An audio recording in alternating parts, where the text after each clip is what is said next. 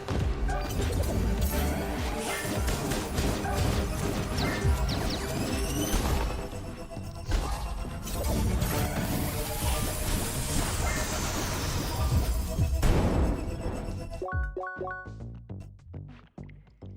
Wow.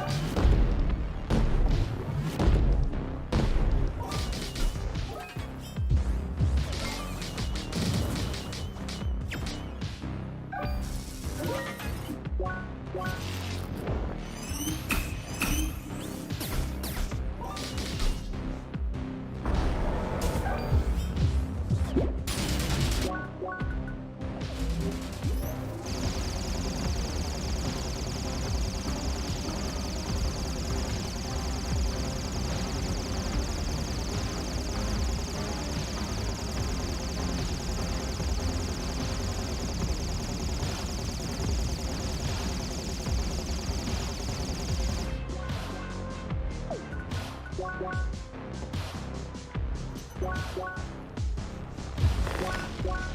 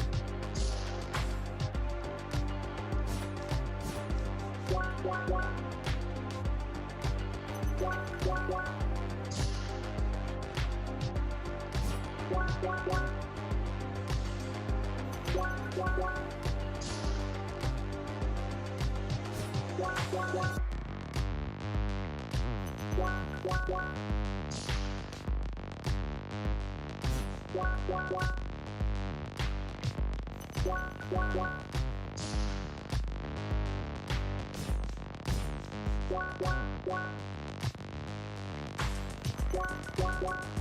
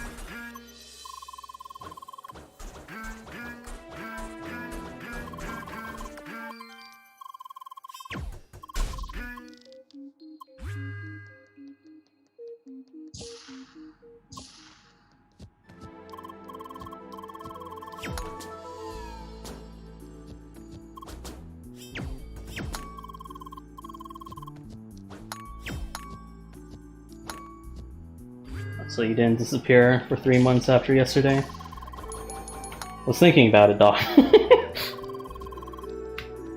My fucking power was scheduled to go off for 12 hours yesterday.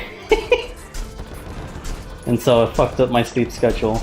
And I need good sleep in order to fucking run CrossCode efficiently well.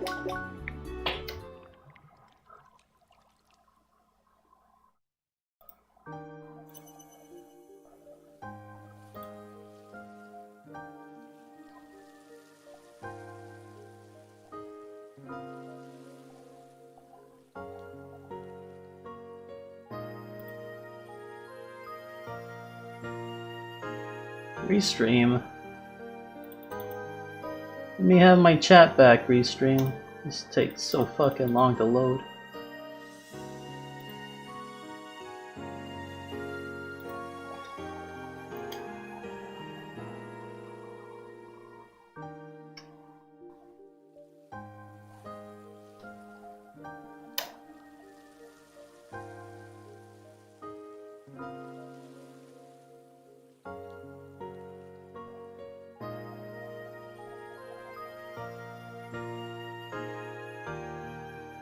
Okay, there we go.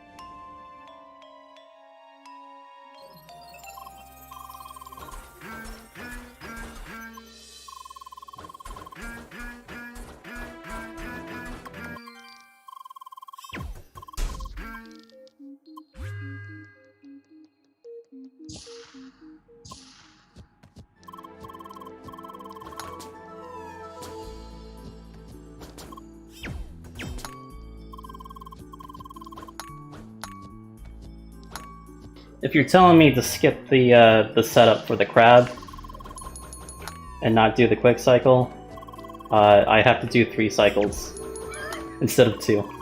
That's why it's called a quick cycle.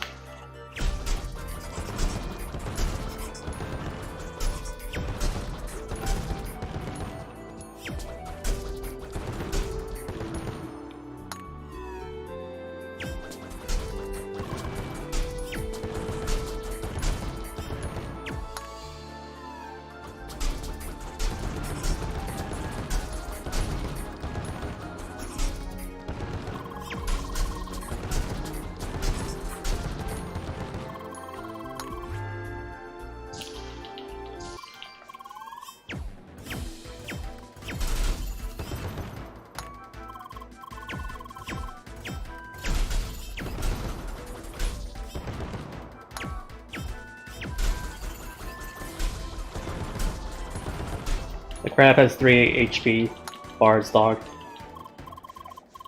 Yeah, I could need it for the last HP segment, but I don't always get it, so it's best just do it when I can. And if I fail it, I can just retry it instead of just doing it once every single run. No bueno.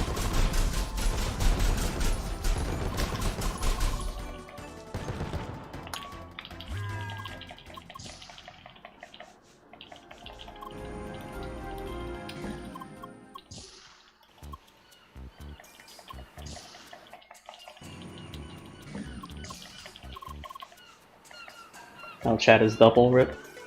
Oh, is it on restream?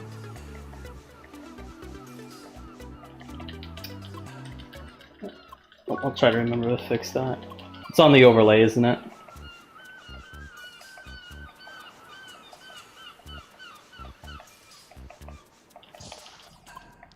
Cool.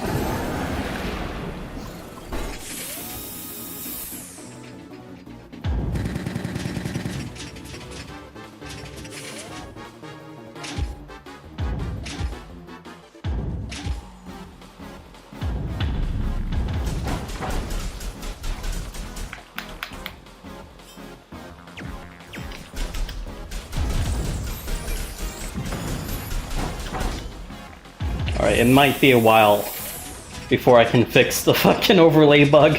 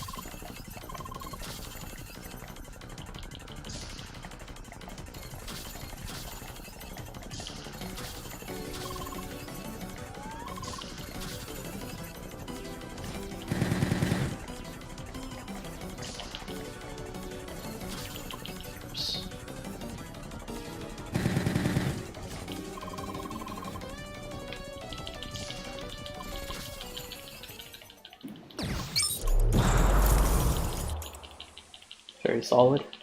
Very solid.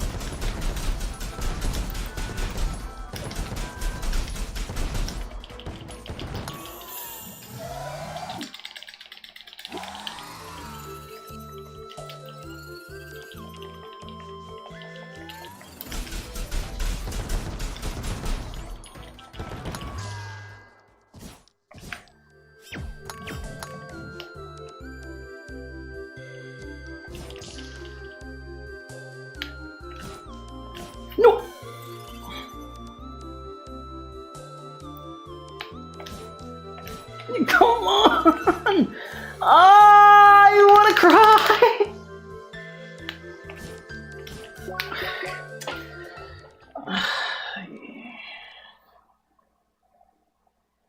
Well, at least I can fix the overlay bug now.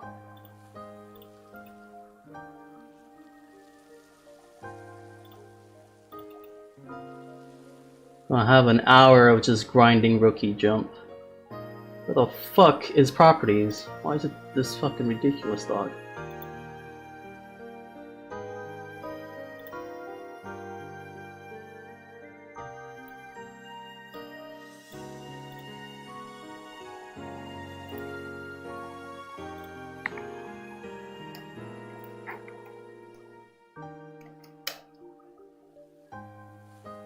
Oh.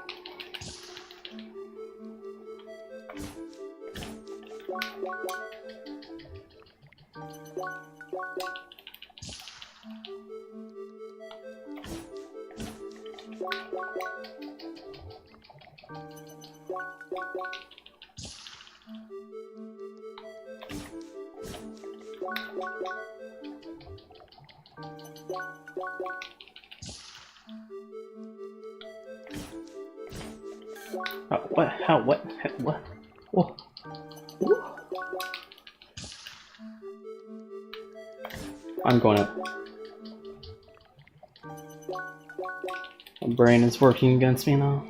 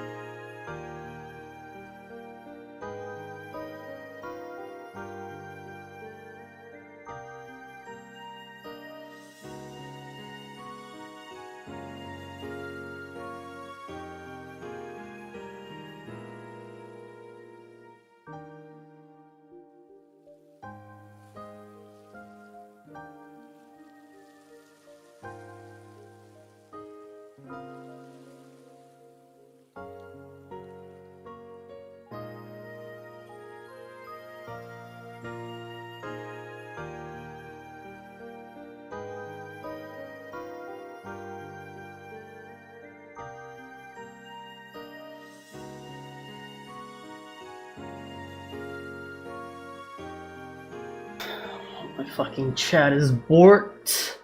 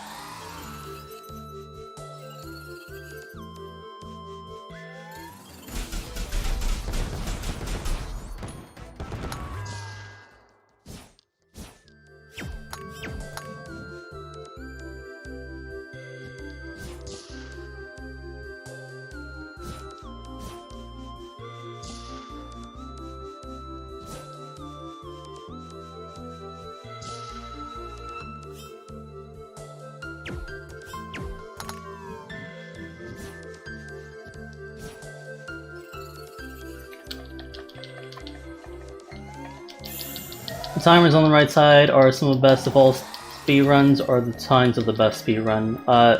So there are segments on the timer that I have listed, and the sum of best is taking the best time out of all those segments and adding them all together, and that would be the theoretical best time I would have as a human, as synth.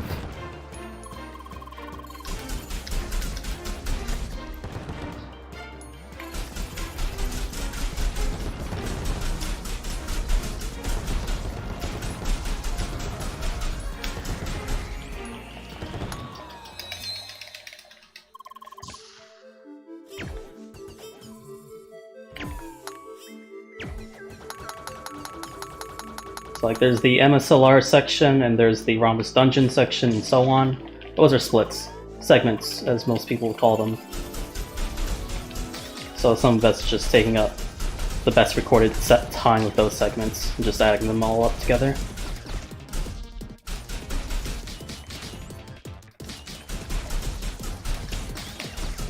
Yes, I got a world record yesterday.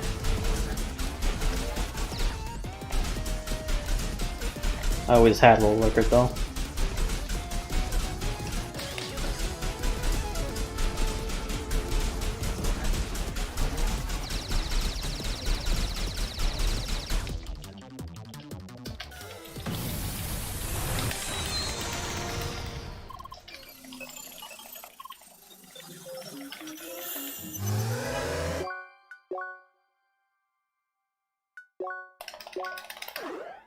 Always, like literally.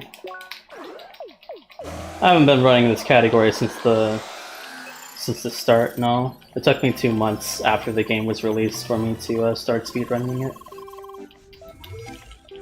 But after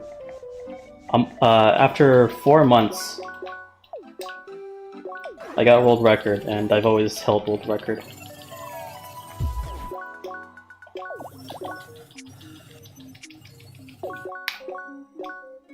And it's time for me to reset, I guess. Yep, it's time for me to reset because this trick is absolutely garbage.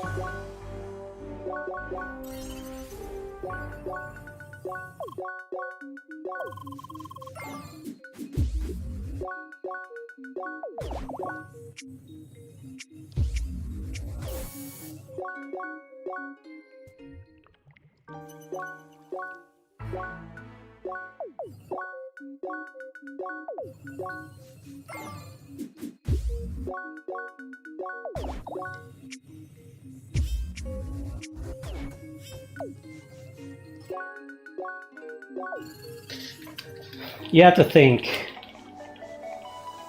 Are you talking about the infected Digmo fight to grab heat? Or are you talking about the normal Digmo fight? The one that the last fight I did in Temple Mines before going out. Infected. So you have to think when you're doing extra menuing. So, sure, it might be faster by like a couple frames, but isn't that getting offset by the amount of time that you're taking switching from Ball of Steel to Bullet Rain, and then later switching back to a Ball of Steel because it's faster on another fight? So it's not worth it. It's a net negative in the long term.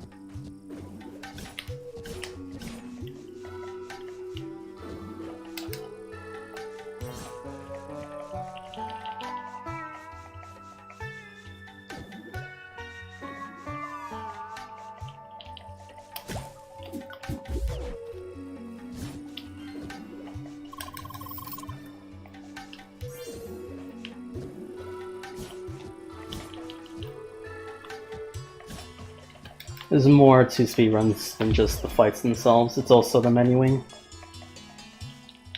We could be spending a lot of points whenever we get them. It's just that sometimes it's unnecessary because the more time that you spend in the menu may just offset the amount of circuits that you're gaining and your skill points and your stats. So it's best to compact every single bit of menuing as possible, as much as possible.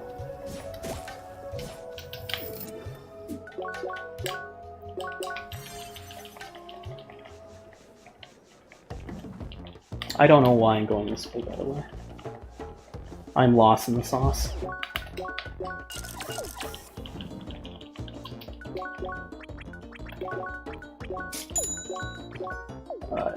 Holy cow. We'll talk about lost in the sauce. I was lost in the void.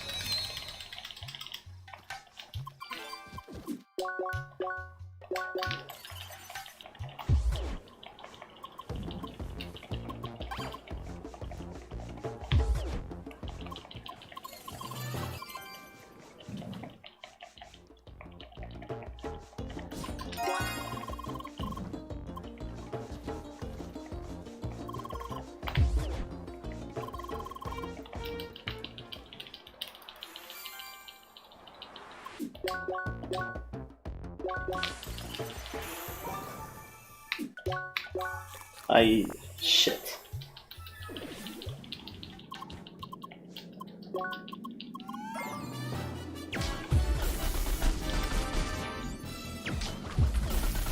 I ate the wrong thing.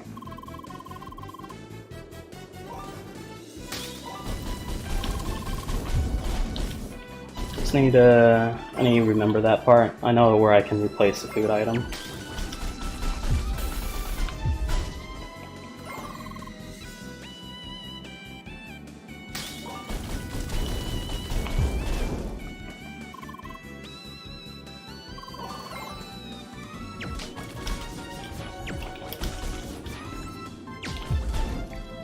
I ate a bolo. Oh, I'm supposed to be getting comboed right now? Let me just jump out of the combo, dog.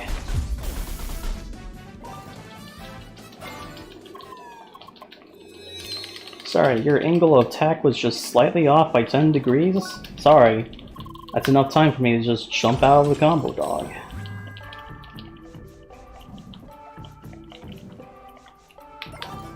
I fucking hate double taps. I hate everything, I hate everything, I hate everything.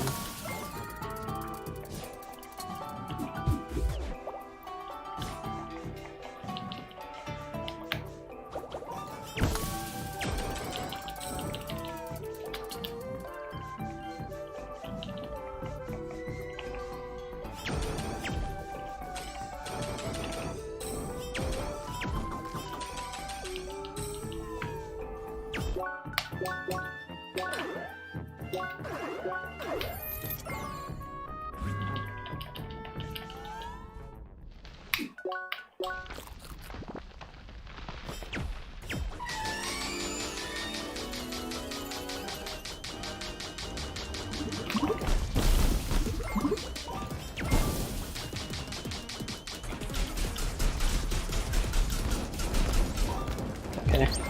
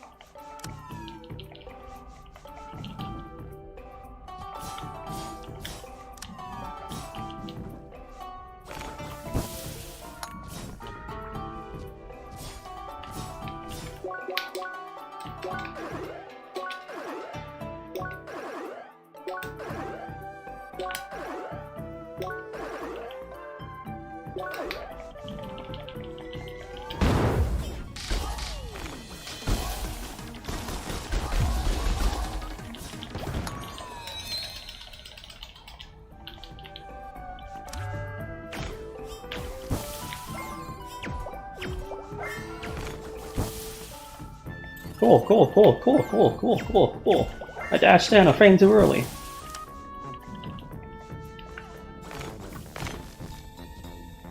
Cold even.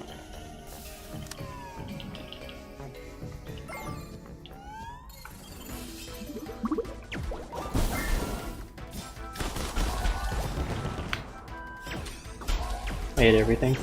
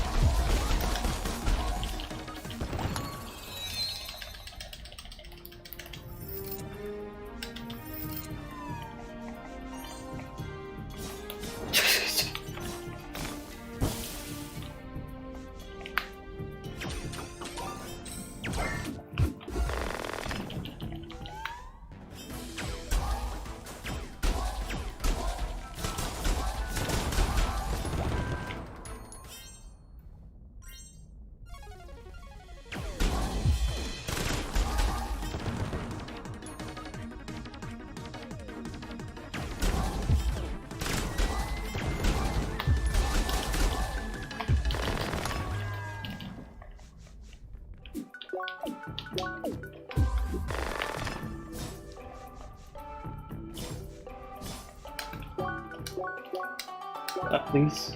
Buttons.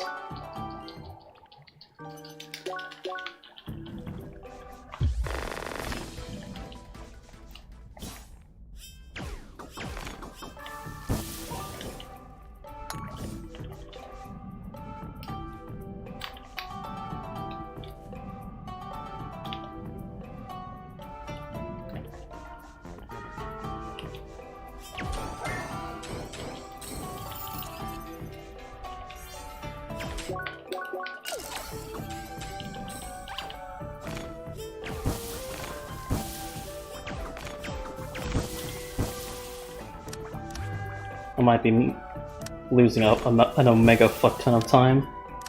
This segment is a gold. My best ever time on this segment.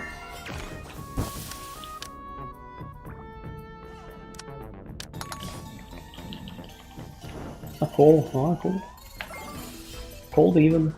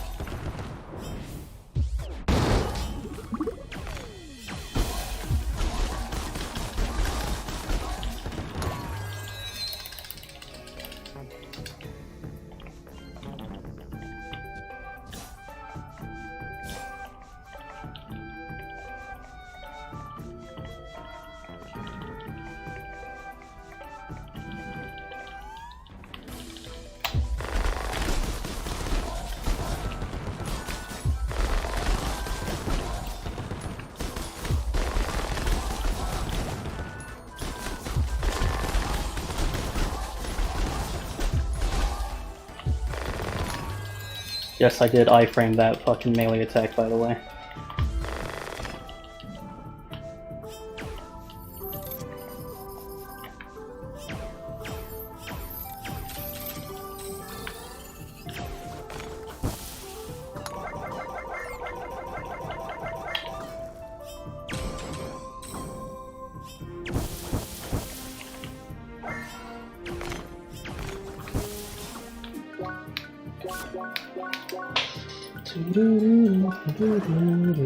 Oops. Lost in the sauce again.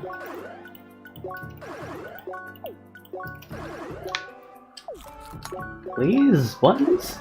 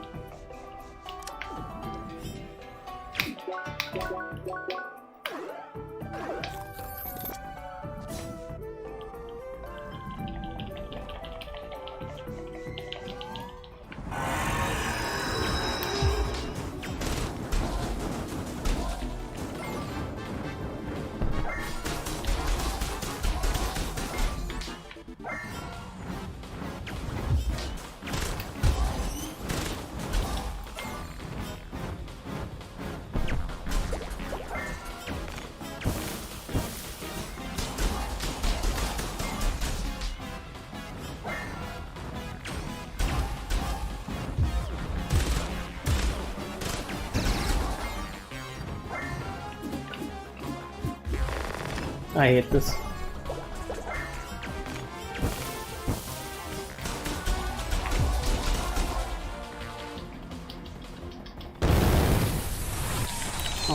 lose that much time.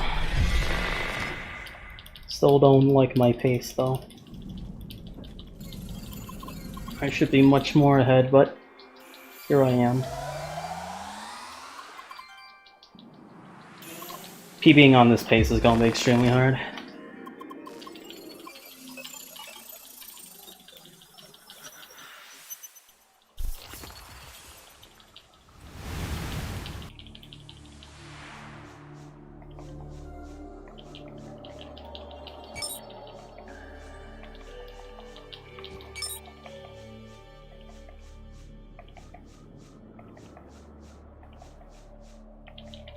There's a lot of time save I can make on the wave segment specifically.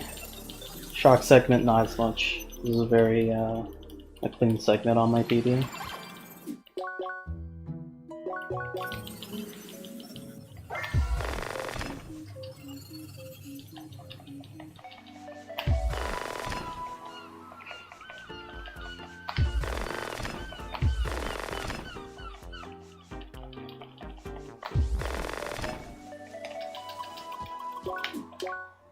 Oops.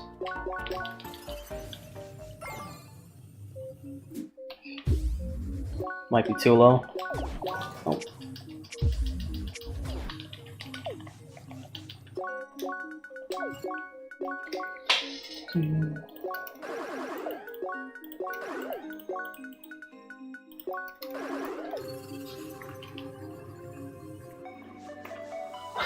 Trying to swap elements while dashing. It's a weird ass claw position, dog.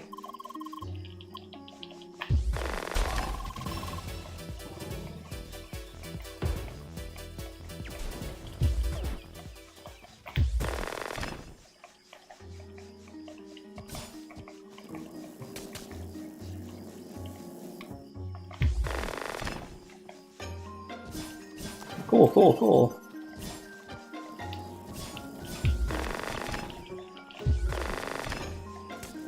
Don't know why I dashed to the right, I mean left.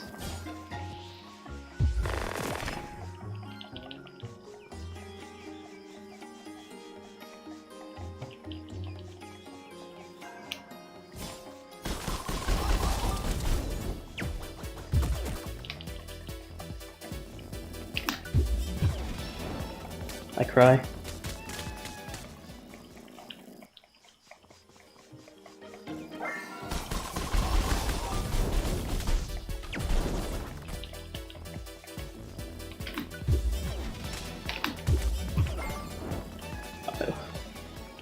Let's reset. What in the fuck?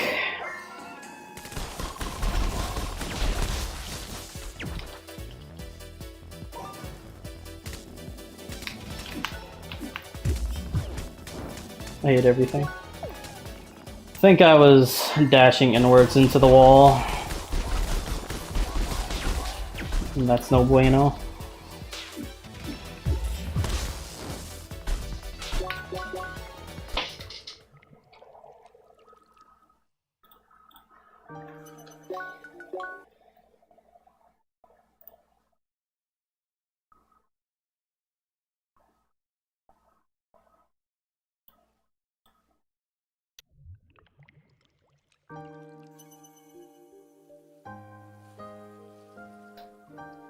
How does that trick work, by the way? I only saw an explanation of Jolt hitting you out of eating, which you don't seem to be doing. No.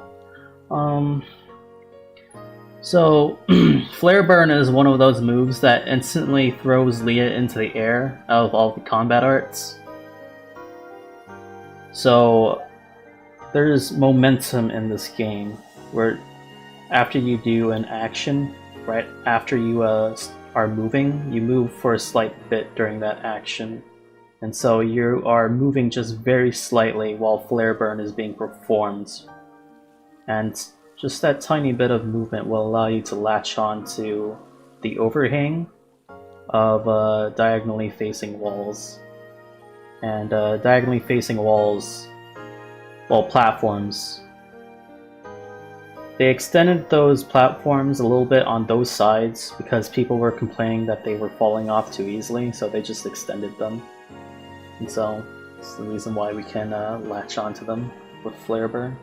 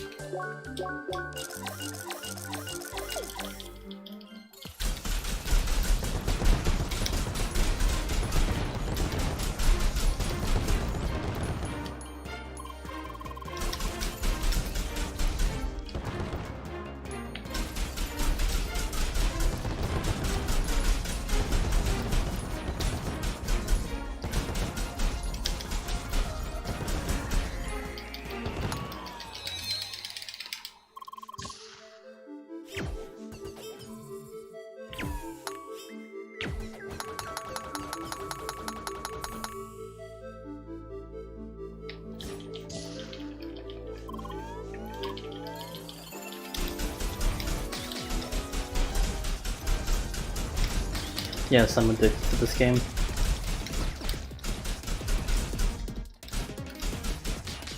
There's always room. I always feel like all my runs are garbage, so there's always something I'm striving for when it comes to speedrunning this game in particular.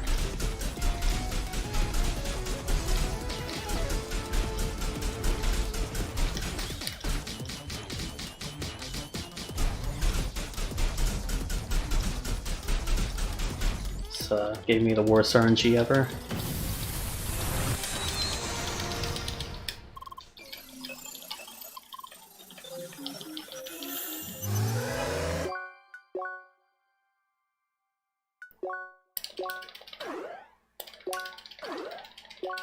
Don't you have world record? Yes. I do have world record. It's not highly competed though. Just because you have world record in the game doesn't mean it's a good run. There are other factors that make it a speedrun attempt in particular good.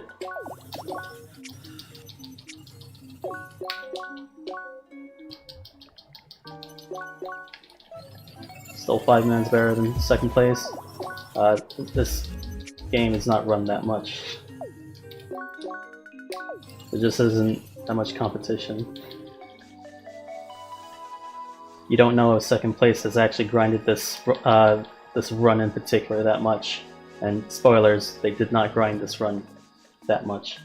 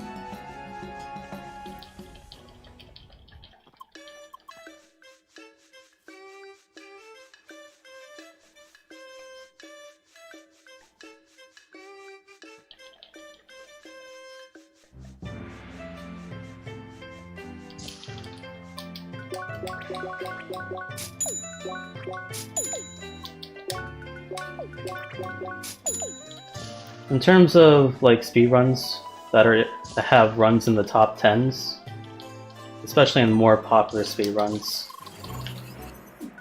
persons who are in the 10th place have definitely grinded more than the second place person in any percent NMG.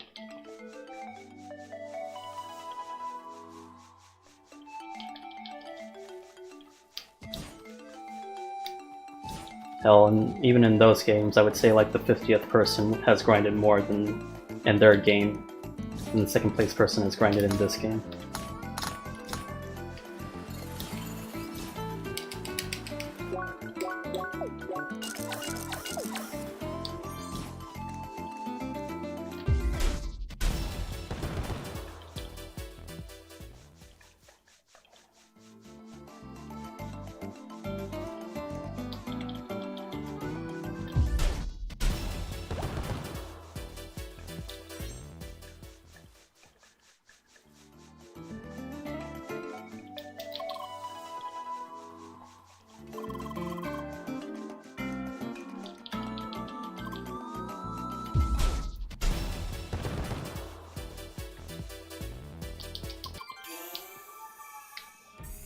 So yeah, the only reason I'd say there's such a big gap between first place and second place is just because this game isn't that popular, and not many people want to grind this game out for speedrunning.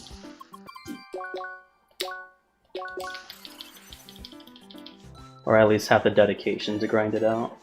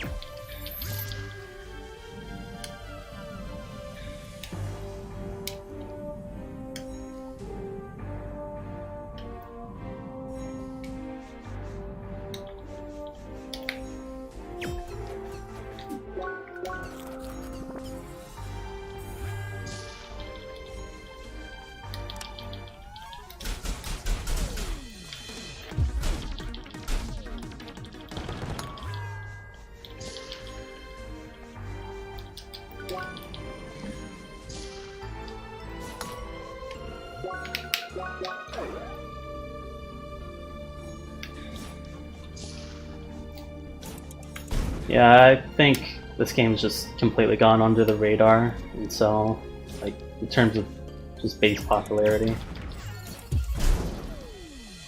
And then you have to have one of those people who actually managed to see this game in the first place to actually want to speedrun. So you're not really getting a big pool of people. It's very unfortunate. I have been thinking of doing like advertisements about this speedrun in particular, this category, about how in-depth the combat is. So the target people I'd be advertising to would be people who speedrun combat games in particular, like Dark Souls, or Katana Zero for that matter.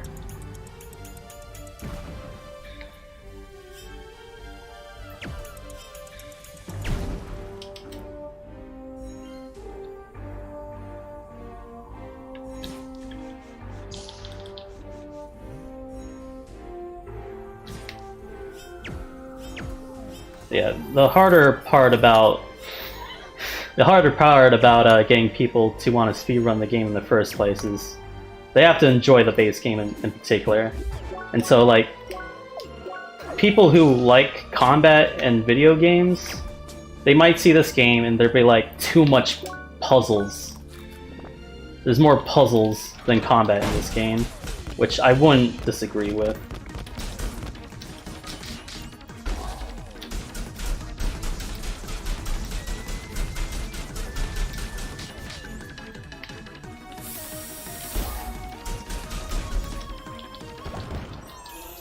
Well, the puzzles though, yeah, the thing is like, people get into this game expecting it to be an action game from start to finish, but then when they get swamped down by the puzzles, especially with Zervatar and Sonages, the Wave and Shock Temple, back to back, it can get very tiring.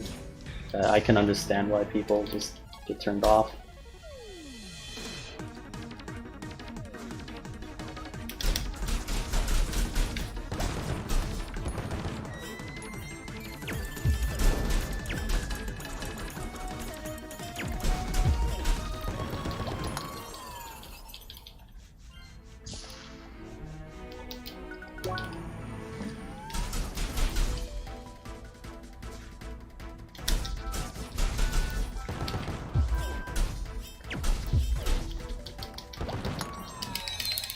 That there are not many games like this, yeah.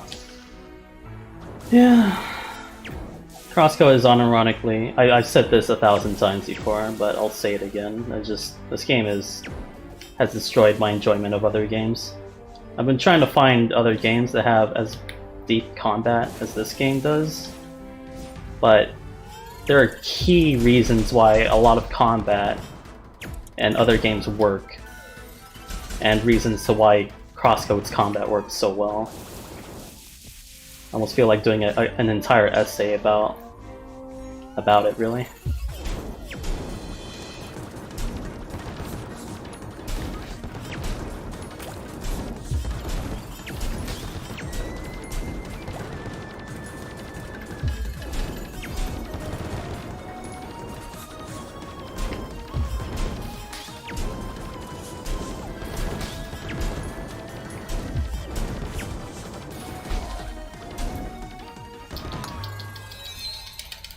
Puzzles are good to speedrun through because you already know all the solutions.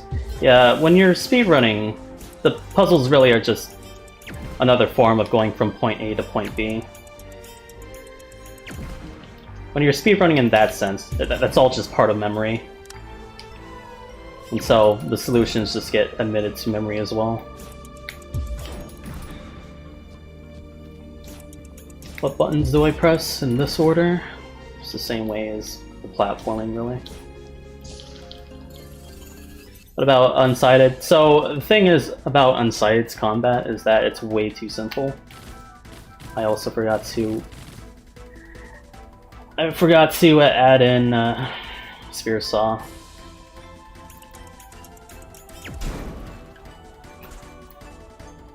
When you speedrun Unsighted, you'll realize that all combat really boils down to parry, then spin attack.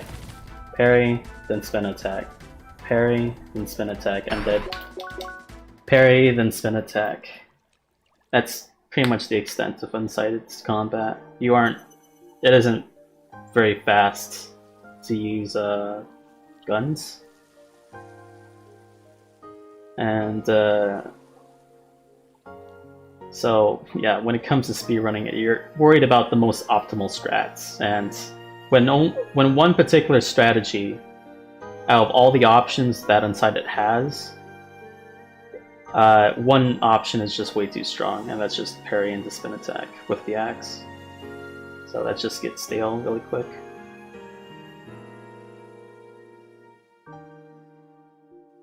But yeah, the comparison to CrossCode and Unsighted, it's pretty superficial. It looks the same, but it doesn't play the same at all. It's any other 2.5D game, like Hyper Light Drifter, and oh jeez, maybe even fucking Zelda games, like Link to the Past. Do you use statuses at all in speedruns? You mean like burn, freeze, jolts, and mark? Those? Oh, no, we don't use those in the speedrun in particular. Mostly because it's way too hard to inflict those statuses on enemies. By the time you inflict those statuses on enemies, they're already dead pretty much.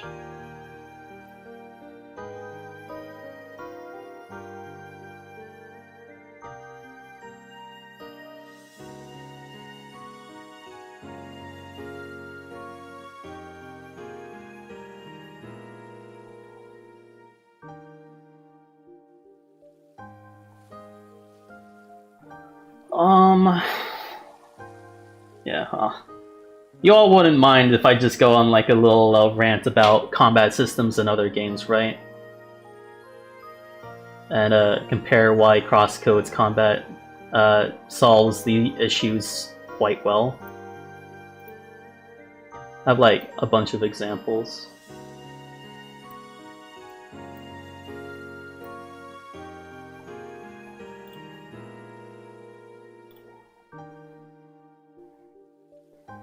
I heard Mark was used on some older speedrun, but too bad, sounds hype. So yeah, Ether Snipe, because it did so many hits and so much damage, it was pretty much incidental that you got Mark on it.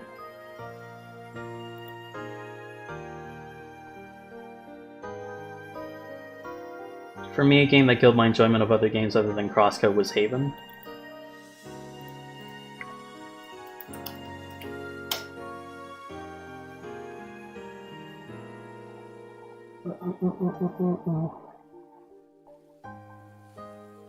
I'm afraid I have not seen this game period before. Mark increases a damage. I believe it's been a while since I've seen it, the status before, but I believe it increases the damage that an enemy takes from ranged attacks.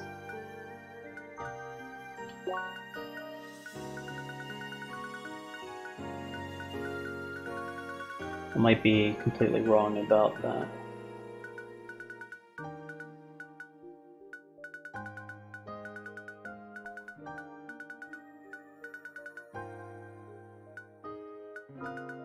I'm lost in the sauce right now. Any good runs today? No. My sleep schedule is fucked, and so I'm just like at 0% power output pretty much. Did I get rid of my fucking my usual save? I have like multiple saves for different versions of this game that have like a completed save file on it. Is this it? I'm about to crash, aren't I? Okay. I don't remember where to read status effects. So many saves, yeah, those are mostly just those are accumulated from different categories of the ways to speedrun this game. And those saves are to do with testing particular parts of the speedrun. Yeah, okay, I was right. Mark increases damage taken by range attacks.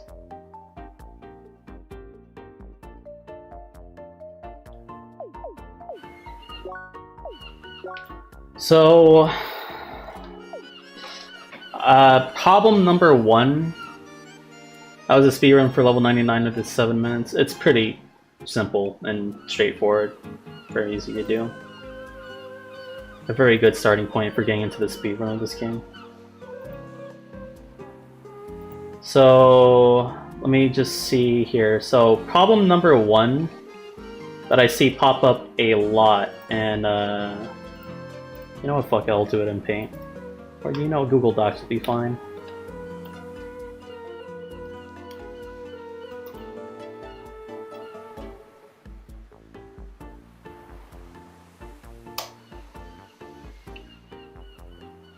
Oh, why did I go to Sheets?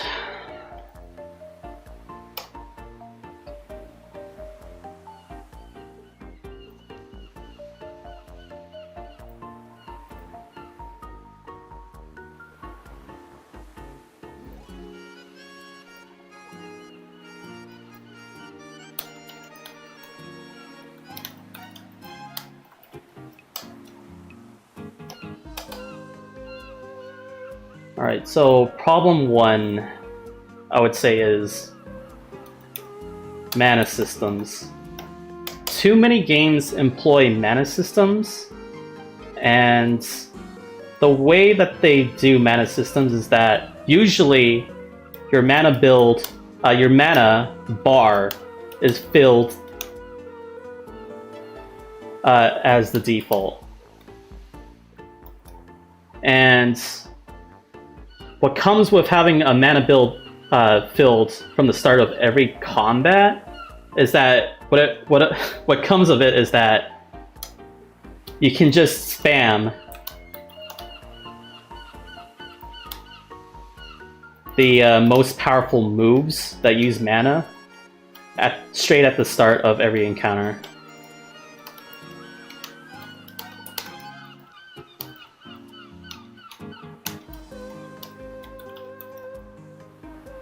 So, the way how CrossCode does this is the SP system. So, as you can see, we have special moves, but it only fills up to a certain point, and that certain point can increase over the time as you progress through the game. But if you want to work towards getting more points to using your more powerful say moves, whatever, you have to do your weaker attacks first in order to build it up. So in this case, you have to work in order to be able to use your more powerful moves in order to get through the encounters more quickly or optimally, as I would say. And there's another issue that doesn't happen in CrossCode really, is that they have mana refill items. So when we combine these two issues together, is that you can spam your more powerful moves, use a mana refill item, then spam it again, then refill item, spam it again, refill item. I have seen this in an East game. I forget which one it is in particular. East games. But yeah, Lacrimosa. So what happens in the speedrun of East Lacrimosa of Dana is that it has a mana system. And it also has moves, very powerful moves, that uses all that mana. And it also has mana refill items. So the obvious solution to all of the combat really is to just spam any mana usage at all points in time. Okay, no, it wasn't this game, actually. It might do the same thing, actually. I tried to get into the East games before.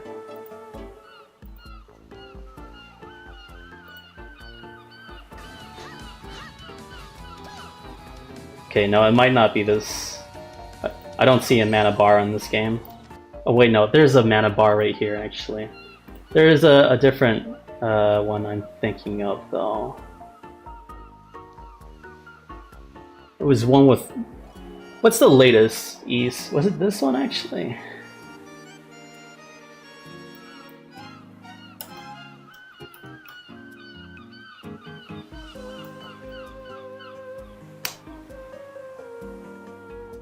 Jeez. I have... There's a lot of East games, dog! I don't want to dig through this example that I don't know just yet. But I know this other one that I just cannot fucking remember, dog. Is it Monstrum Nox?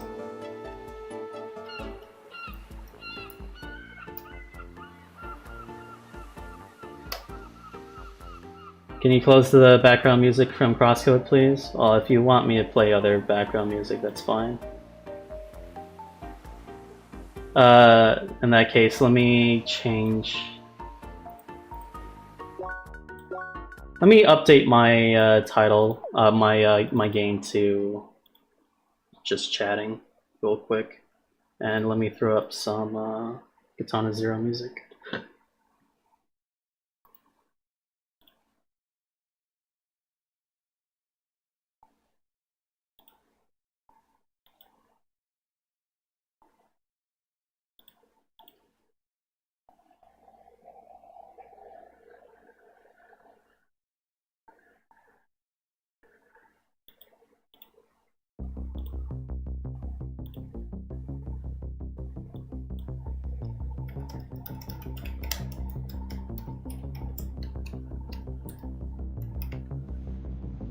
Throw myself into just chatting.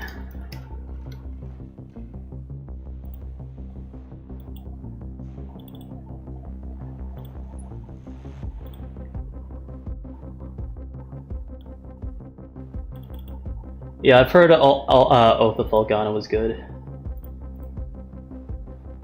Where was my thing? Monstrum Nox, this one.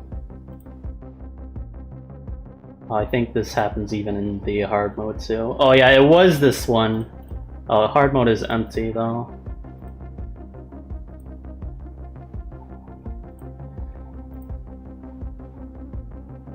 Yeah, it makes battles trivial when you can just abuse the mana systems and spam powerful moves over and over again. Okay, so the other game I was looking at probably had the same issue. There is a fight in particular that I remember Yes, this one. So this person is under level to hell and back, but you can make up for this by using these special moves here. And then at a certain point when you have no mana here, you can just go into the menu and just use some mana refill. Like this.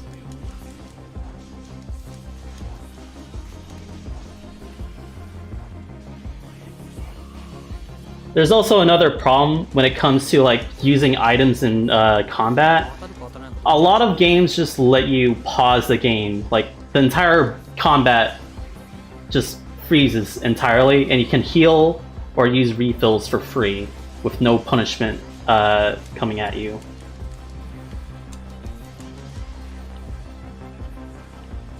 So the way how CrossCode does it is that you can pause the game entirely, but when you try to eat a food, there's a little bit of time before the food is actually eaten. And what can be made up for that instead? Well, I mean, what can happen is that you can be punished by other enemies just hitting you and interrupting your food from being eaten, period. And when you're trying to heal in the middle of a fight, that can get really dicey, really scary, really fast.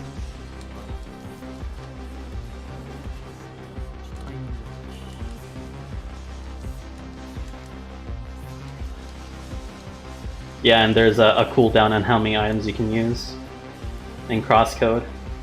The way they handled items in CrossCode was done pretty well.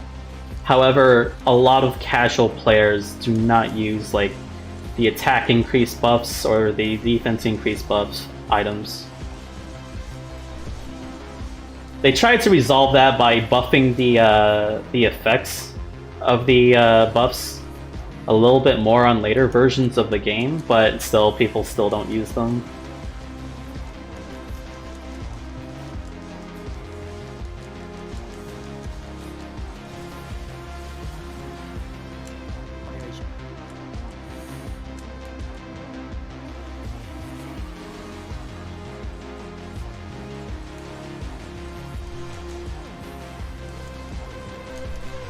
Now,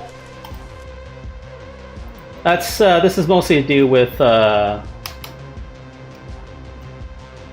just mana systems in particular, but the side problem that we just went over was items.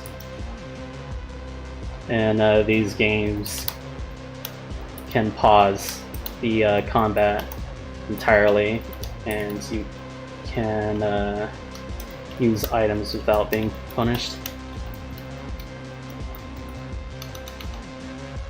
So another good example about healing items in combat-oriented or combat-focused games is like Dark Souls.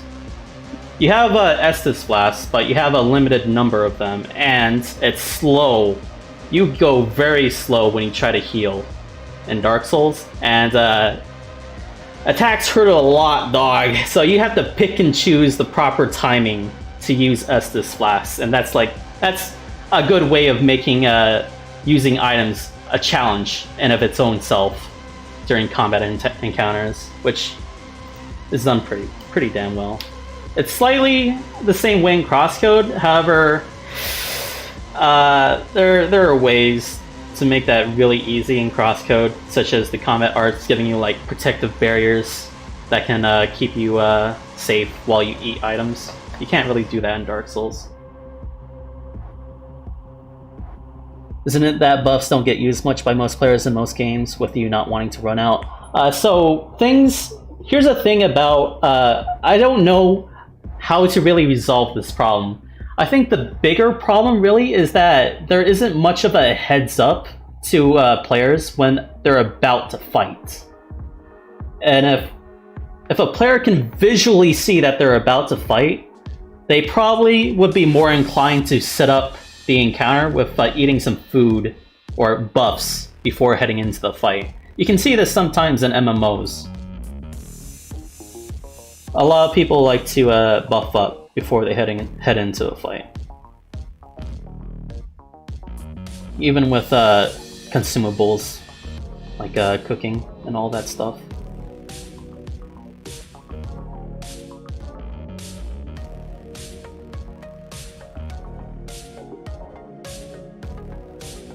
Yeah, turn-based, I'm not going to talk about turn-based games, because turn-based games have their own unique systems. I should say like real-time combat, really, in particular. Real-time combat is way more hard to balance, I'd say, than turn-based games.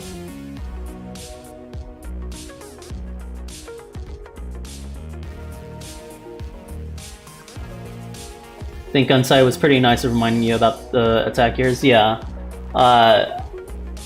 They tried to push people to use the stamina cogs when using the corrupted weapon because that eats up a lot of stamina. And I guess we can talk about that a little bit. But let's just stick with consumables for now. I don't know how you would go about encouraging people to use consumables, but the way how Incited does it, I think it's more annoying than it really can do it, but I think you have to be annoying in order to get people to use the consumables that they're trying to like hoard for themselves and eventually not even use in the in the first place.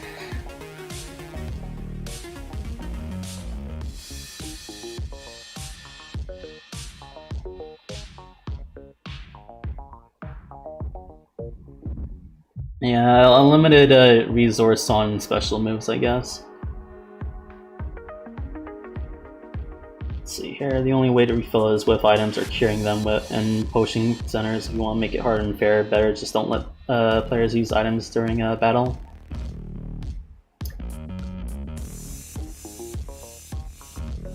Yeah.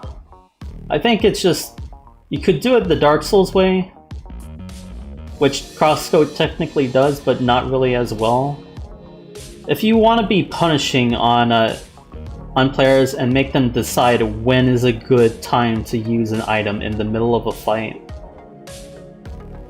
I think it would just be just the way how Dark Souls does it, but I have no idea how to improve that. I think how it works in CrossCode is fine as is.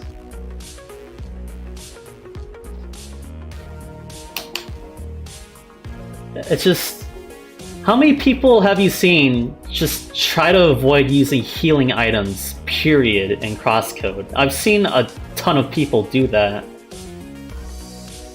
And when they do decide to use a healing item at all, it's when they're about to get hit. And so that just teaches them to not use an item, really.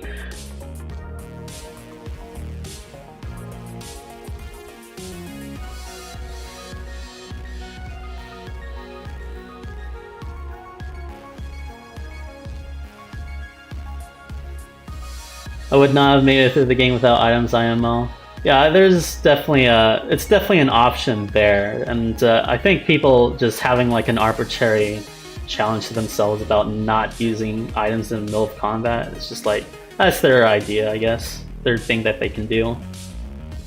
And that option can just be saved for people who actually do need it.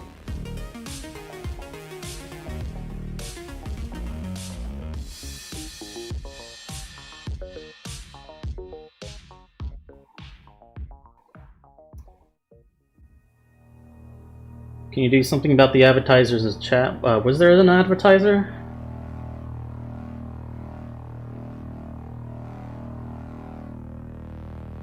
I don't see them. I updated my Nightbot blacklists to have better spam protection, and it should be better. Someone might get caught on a timeout. An innocent person might be caught on timeout if they just say a particular phrase that might be too close to what spam bots use. Like a Twitch chat, I don't see it, dog. I don't see whoever said a spam thing. I know my world record run in any percent no menu glitches had a advertiser. I can't. That was annoying, but I updated my spam protection later.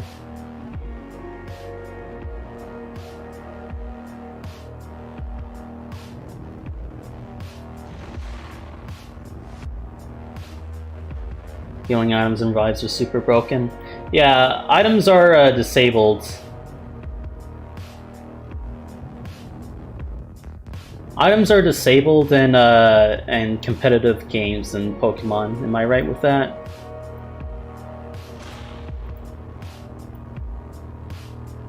In that sort of sense, that could be another way with CrossCode. Is just like the option can be there for those who want to use it,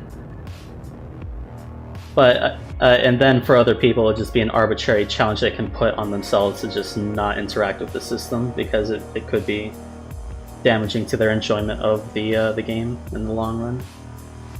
But to others it could be good for them because it helps them. Should buff food effect duration if people aren't using them. They did. They did buff it. They buffed the effect and the time duration. Still, people don't really use them.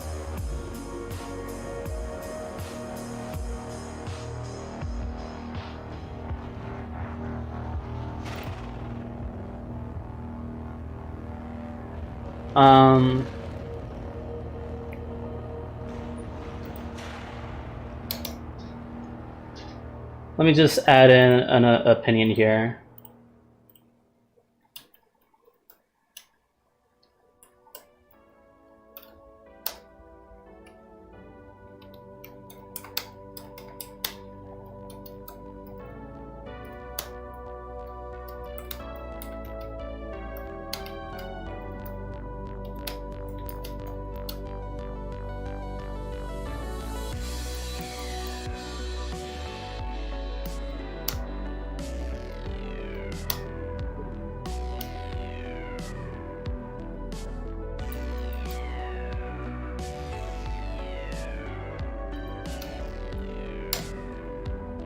So in this case, it would just be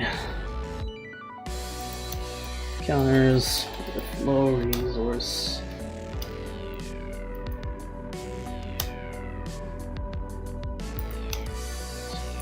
Players, weaker moves to builds.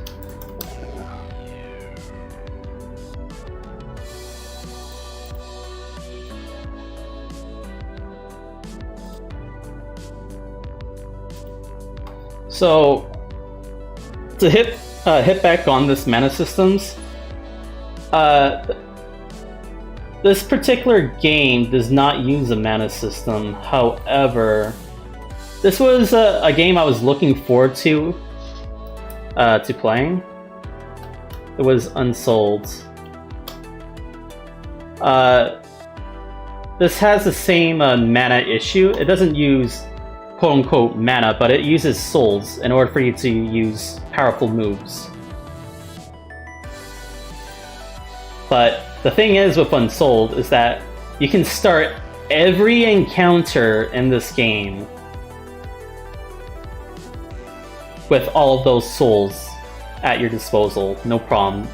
No issue at all. And so there's like a dozens of special moves in this game, but two in particular just are straight up better to use.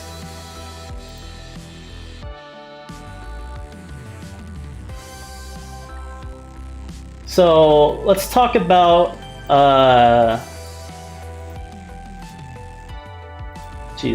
need to close some tabs here.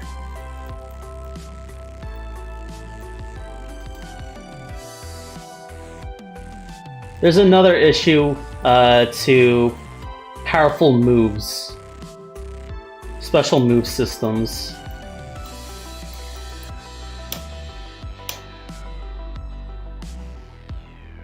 The question I would pose to people is, why use weaker special moves if you can use that resource to use the more powerful moves more frequently. So there are reasons in certain games why you should use weaker specials in these types of games where the more powerful moves are just the better option. Can you guys figure out what these games are? What are the games that encourage you to use weaker special moves over using just straight up powerful moves?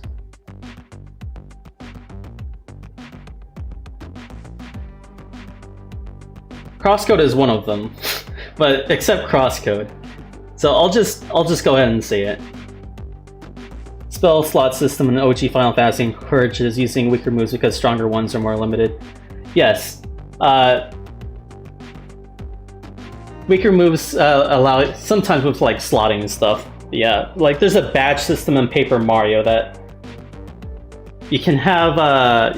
You can outweigh how much more powerful moves uses up your badge points, and so you can use, like, if it uses 5, you can instead use one of those points into a weaker special and use the rest of those into like stat increases or special effects that make it more ideal to get through combat. But that would be one of it. So there is games like Devil May Cry or Bayonetta. There are style systems. There are combos in those games that let you chain all these moves that lets you take care of combat a lot more smoothly. So there would be style systems, and plus there's what we can say is rather or combo systems.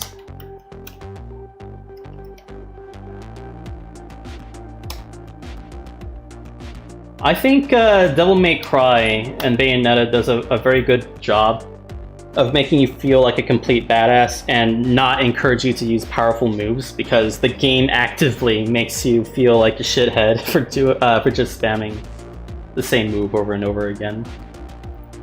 And other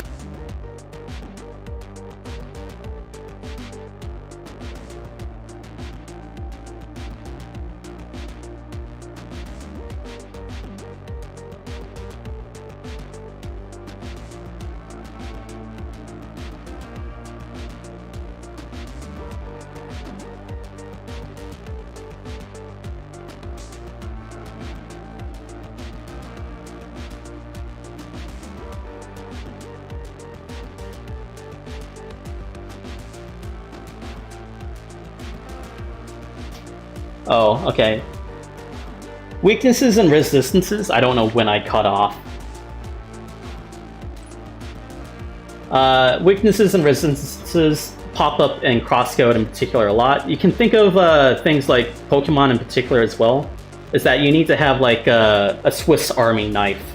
Moves to fit each particular situation that lets you take advantage of enemies' weaknesses or weak points.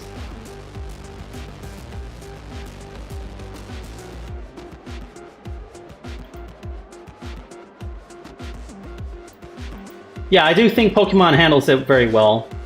Not perfectly, of course, but because they're, for like pretty much every type, there's like a nuke option that can take care of other types of Pokemons much easier. But in CrossCode, if you want to do more damage, you have to switch elements and use all the tools of that element in order to do more damage.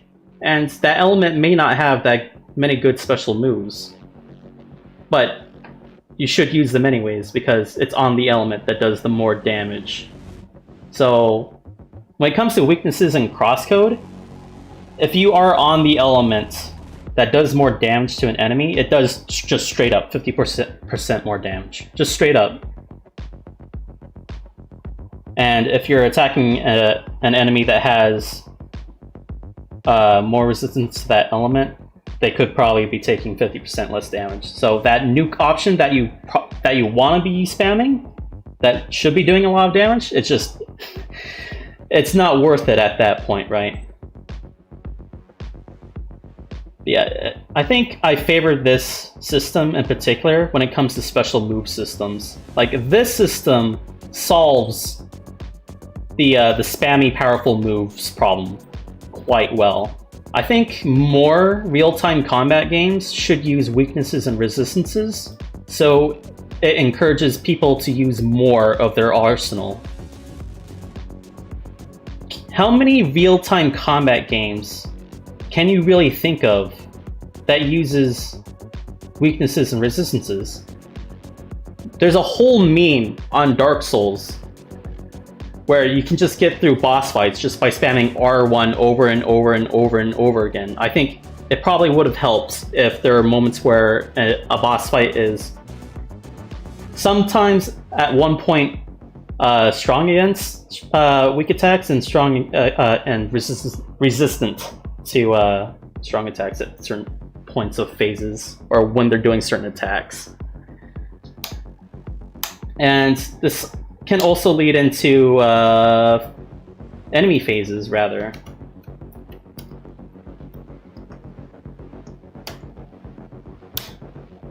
And CrossCode in particular, what does CrossCode do? They have puzzle-like elements on enemies. The break system.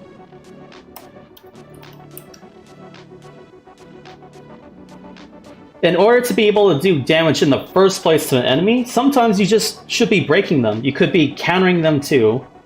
But yeah, I think an example could be brought up is Octopath Traveler. It does have a break system, and it is encouraged to do it because it gives you free damage.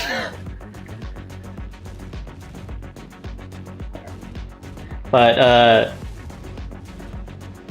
the whole thing with the break system and CrossCode in particular is that sometimes an enemy will just not let you be able to melee them. You have to use ranged attacks in order for them to get into a moment where you can break them. An enemy, for example, would be like the fishes and the that shoot wave projectiles in Gaia's Garden.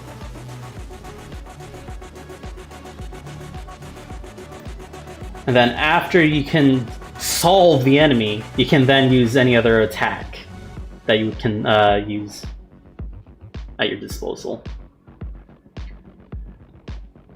I can't really think of many games that have enemies that work around this. And I have no idea. In terms of real-time combat games, is there a game that you guys can think of that has like the break system when it comes to enemies in CrossCode? Because I have not.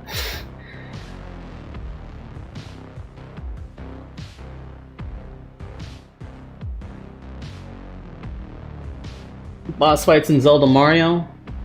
Oh yeah, for sure. I think that it's a big thing with when it comes to Nintendo in particular. It's just like, yeah, there's they do that pretty well, huh? I can remember that in particular with Sunshine, if I can think about it, and Zelda. There are a few moments, but Zelda has points where you use a specific item to like, I believe you can use a claw shot to yank a shield off of an enemy in one of the Zelda games, and that's pretty unique, dog. That's really cool.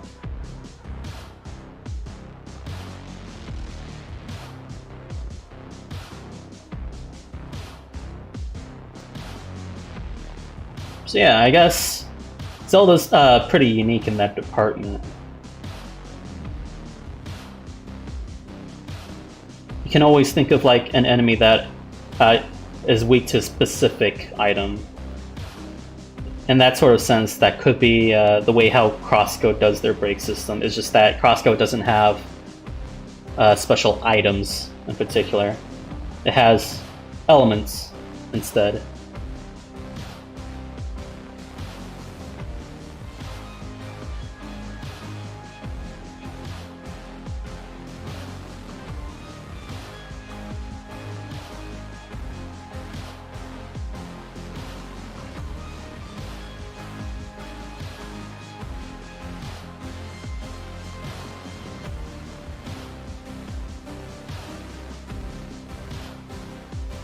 Yeah, so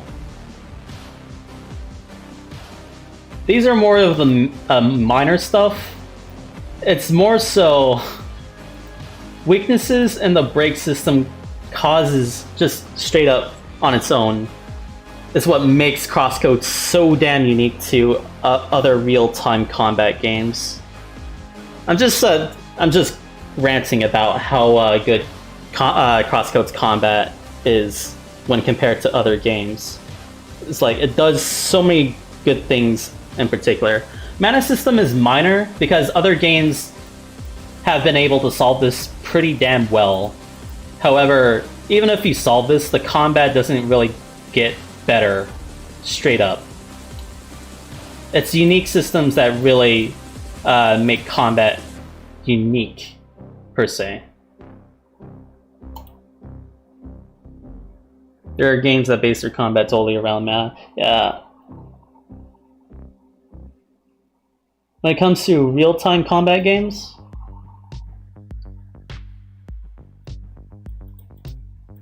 like when I say minor, I think it's not as important in terms of making your combat unique when compared to other games.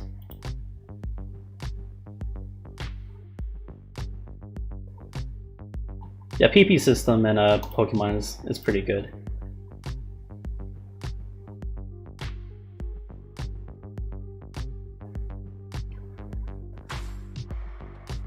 There are certain champions, and we can talk about League a little bit, I guess, but yeah, you're not going to have your mana. Well, I guess it's gotten changed a little bit differently. Mana problems in League are just not as existent as it was back then, but it definitely was let's just talk about how League was back then.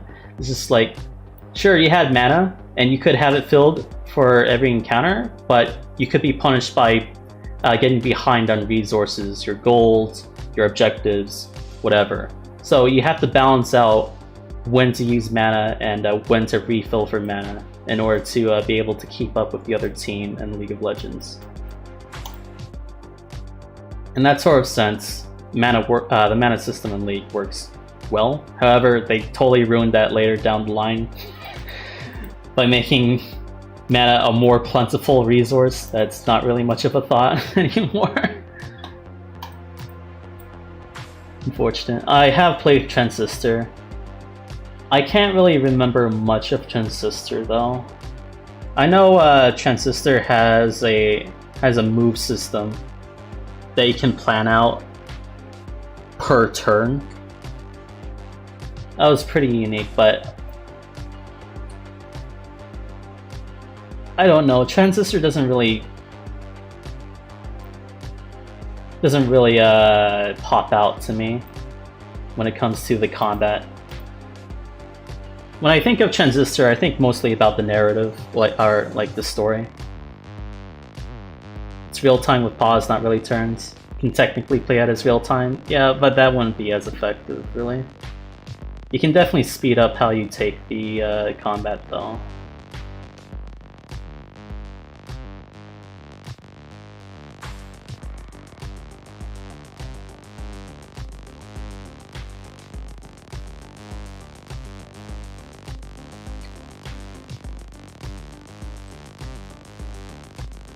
I guess my problem with Transistor's combat is just it feels much more slow than I really like.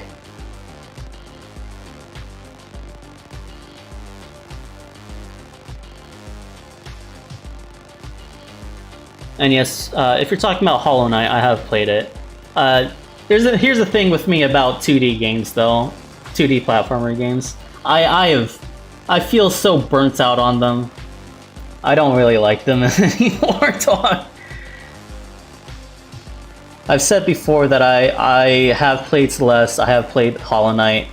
I don't particularly like them, but I understand why they're very good games.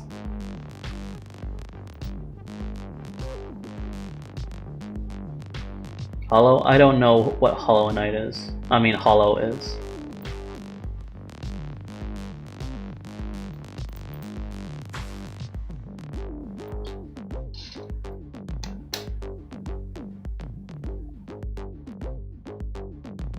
Oh, shooter games too.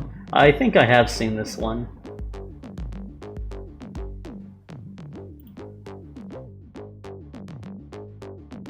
Yeah, the Soul system is pretty cool.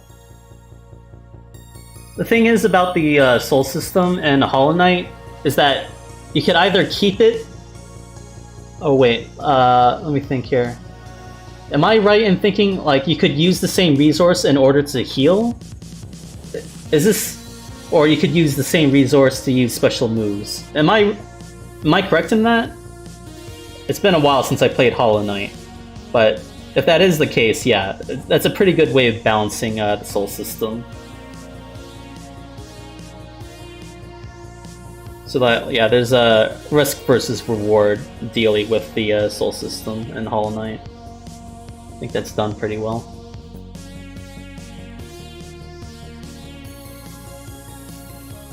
And you can refill your soul by hitting enemies, and in that sort of sense, if you want to heal, you have to play aggressively, pretty much. There's also a very cool way to optimize fights is by using the soul nail, I believe it's called. If you hit an enemy, it regens your soul by quite a bit. I've seen speedruns of Hollow Knight, and I do think that the how the combat has been optimized in Hollow Knight is really cool. It's just, I can't get over the game being 2D though. I love my 2.5D games. 2.5D games is just, it offers entire... it's just, essentially, it is just fundamentally different, dog. It is fundamentally different.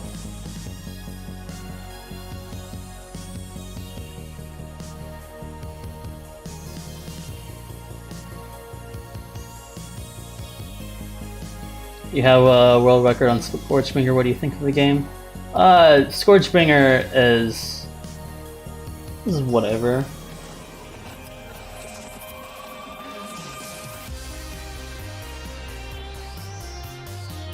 But that can actually be tied into the whole cooldown system.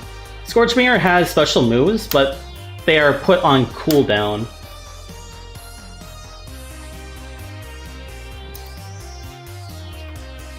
I believe Transistor does this too, right? In order for someone to not spam your more powerful moves, you could just put a larger cooldown on the more powerful moves. So in order to make sure you are doing constant damage, you have to use your weaker moves as well.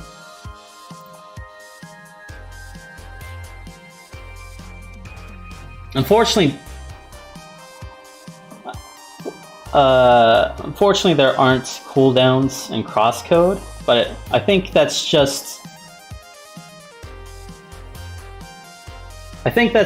in direct competition with the SP system, really.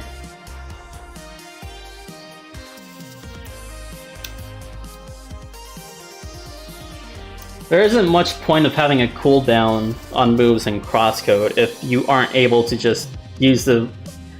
if you don't have constant resources available to spam those moves. So, another thing with cooldowns though is that these are tied to mana. We can think of Lost Ark as an example. Or really any MMO.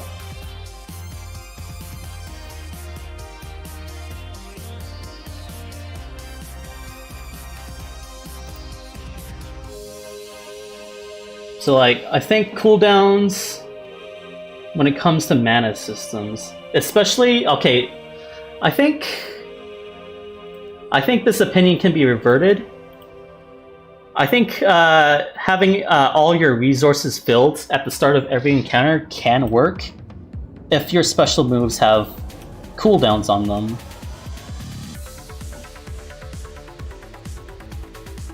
But overall, I think the SP system is a much more superior choice.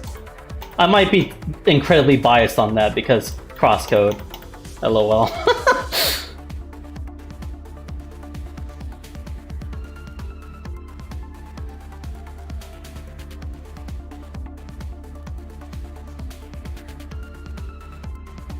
Oh yeah, have you played Hades yet, Jernstein? I don't know if you actually got around to that game.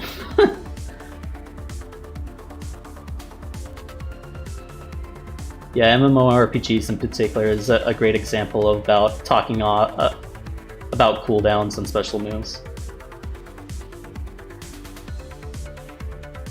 Yeah, I was going to just avoid talking about stamina systems. Stamina systems is pretty much a big reason why Dark Souls works. Because otherwise you can just constantly be rolling in Dark Souls. However, in Elden Ring, it just seems like you can spam 5 rolls back to back to back to back to back and you'll still have stamina. So I don't know where Dark Souls and Elden Ring is at for that part. So like I have mixed feelings about stamina systems.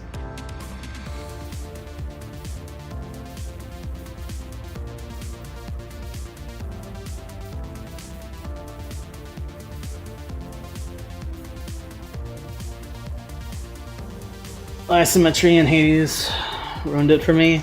I think the different weapons in Hades worked pretty well in terms of making each run feel more unique, as like the power-ups you can receive can interact with different weapons in different ways. But past that, I think the combat is not that good.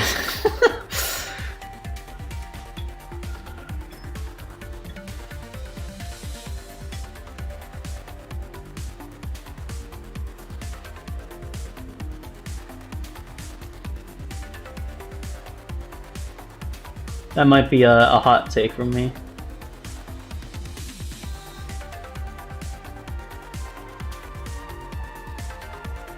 Let me think here. So let me just put a strike through here on stamina systems.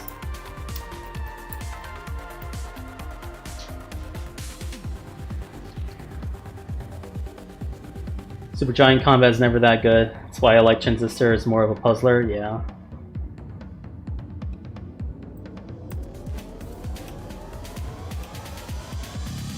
I think having puzzle elements to combat can really can help, and probably, well, I think it goes without saying that it will help in making players think more about what to do in combat if you add puzzle elements. They're just like, what should I, in what order should I do these moves in particular? Sort of things like CrossCode, it's just like, this enemy is weak at this particular point in time, I have to use range moves at this point, and then I have to create platforms on lava in order to get to the other side, to where to the platform that the boss is on. There's more to puzzle elements inside of combat for CrossCode.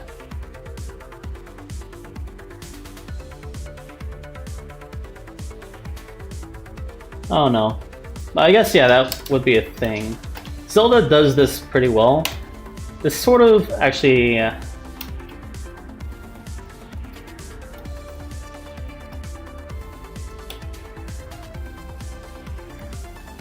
I guess that's tied to the break system in CrossCode, for sure. Because yeah, it's just like, if you solve the puzzle, you can break the enemy and then you can do damage to the enemy.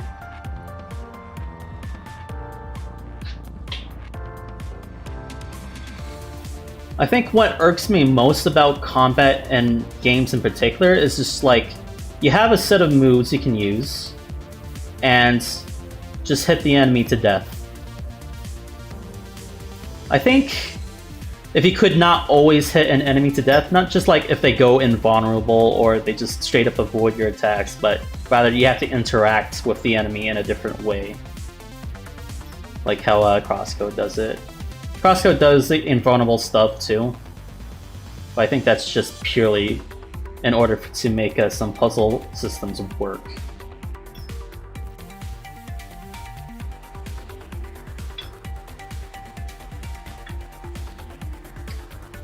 So the problem I would say is just like combat in other games is just too straightforward. Hit an enemy, damage comes out, period. That's all. Figure out how to hit an enemy as much as possible.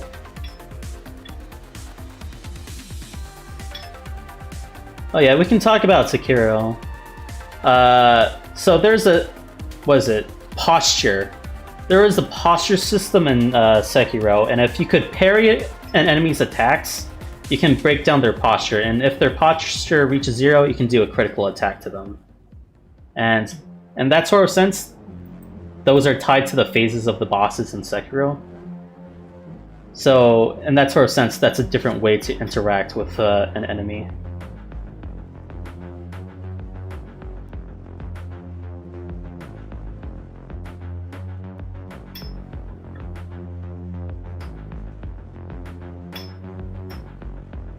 I think Sekiro has really good combat for sure. Really phenomenal combat, actually. Mostly because the posture system works pretty well. However, a big problem I have with Sekiro is that I think the parrying is way too forgiving. It's integral to the combat for sure. So like you need to have everyone be able to get through the parry system.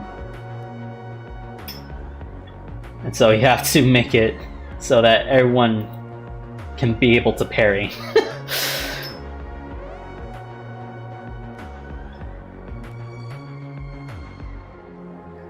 So I don't know if I should say this because we're talking more about RPGs, but meter systems in fighting games could maybe work in favor of fairness of RPGs, no?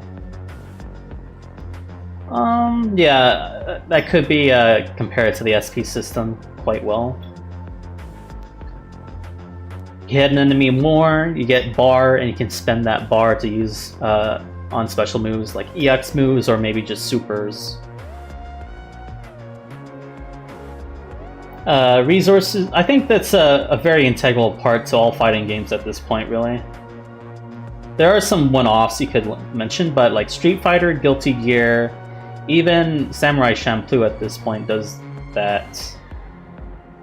But the whole decision-making from when to use your meter and when to cash out on damage is part of how what makes combat particularly interesting in fighting games.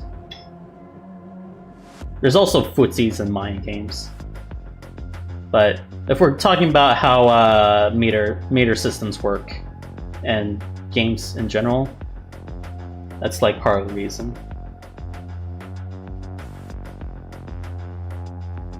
Another thing I guess we could say about meters, why meters also work well in fighting games, is just like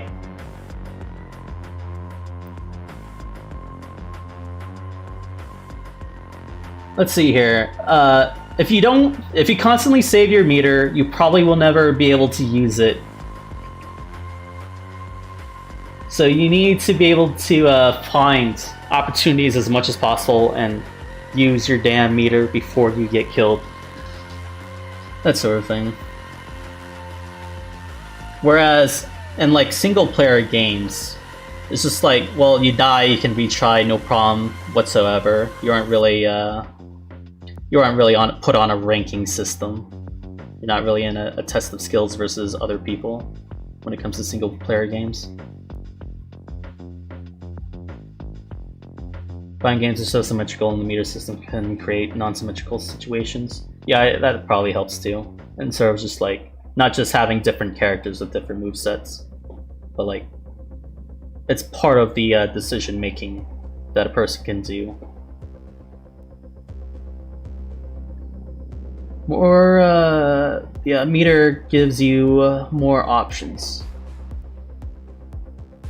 More options in combat can really make a situation more varied from time to time. For sure, for sure, for sure.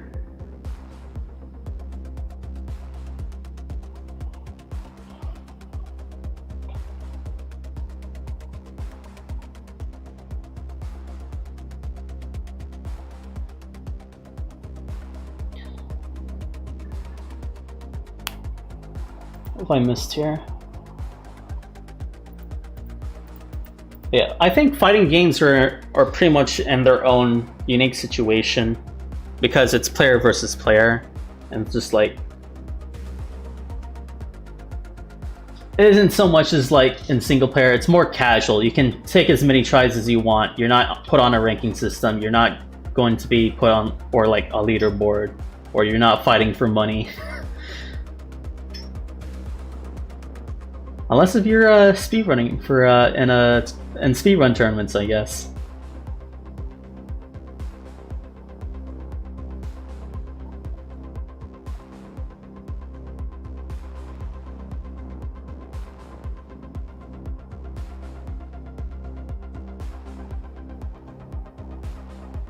Let's see, is there other systems? No, I think I've actually gone over every thing about why CrossCode in particular. This is like CrossCode has much more systems than other games. That it kind of makes me sad. Like if CrossCode just does so many things that make the combat so unique that I understand with like other games that try to be action games or try to be more accessible. It's just like it makes it more boring in my opinion. Just saying your link to your SRC profile is wrong. Oh, that might be because I changed my name on SRC. I can fix that. The AI will not adapt to your playstyle. Yeah. We can talk in a sense of like speedrun problems with RNG in games. Should we make AI's patterns deterministic or completely random? This would be like a complete aside discussion.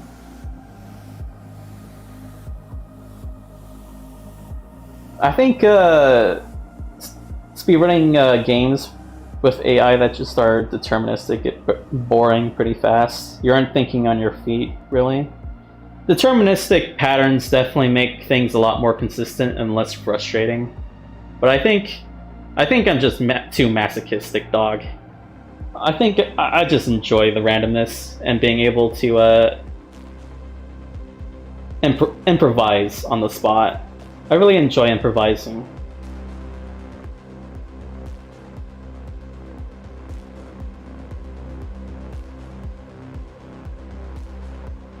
How should you design a speed game always ends up being wrong? Every good speed game has a happy accident in my experience. Yeah, and plus there's like, if there is a game that you want to speedrun, you can just pick and choose. There's a wide variety of games that you can just pick up and play.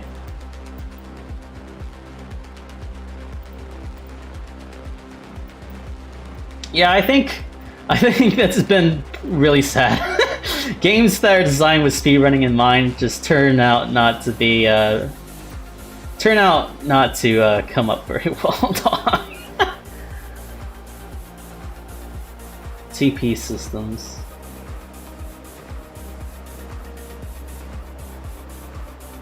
Isn't TP systems pretty much the same as PP systems? As like in Pokemon? I know there's TP in Paper Mario.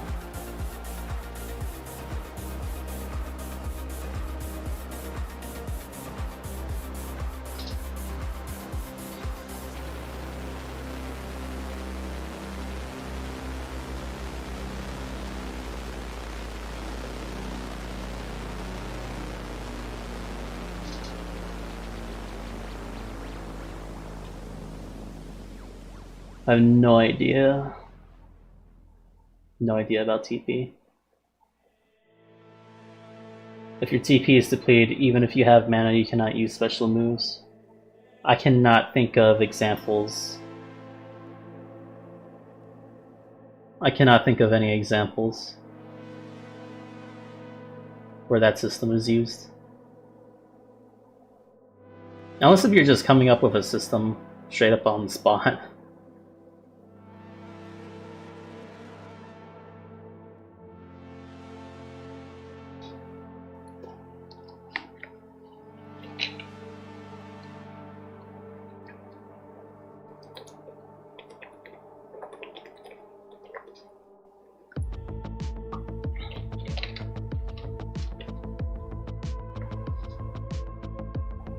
Thinking of Inazuma 11. It's not a fighting game, but I saw it in a GBA game.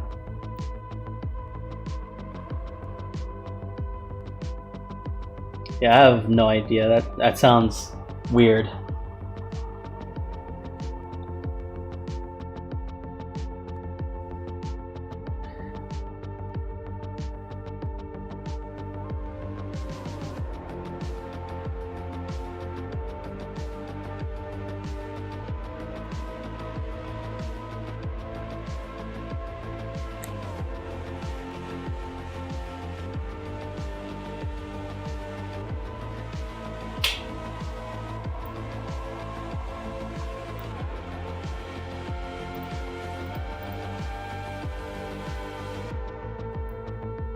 Oh yeah, I forgot. Oh, right.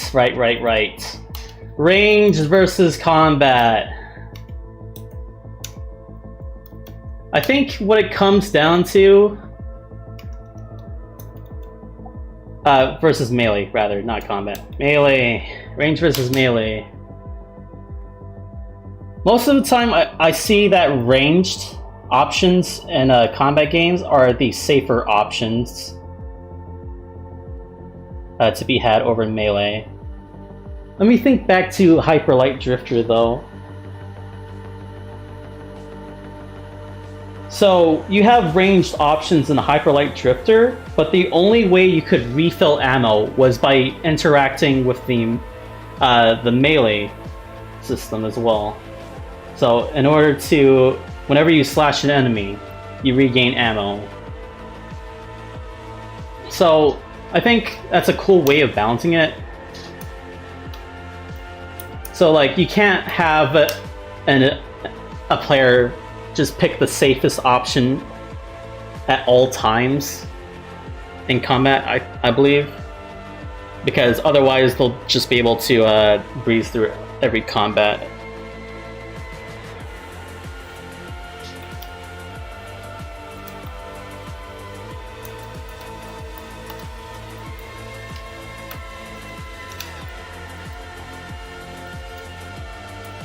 However, the other part when it comes to ranged options is that they do less damage. So in that sort of sense, it gets balanced in that sort of way where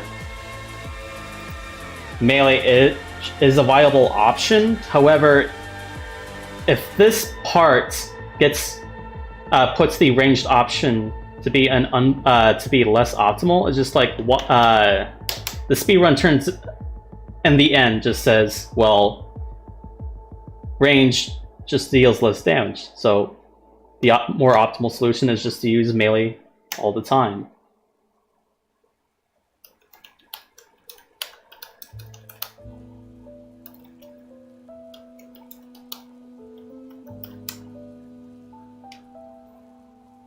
Yeah, Hyper Light Drifter was too short, I feel like.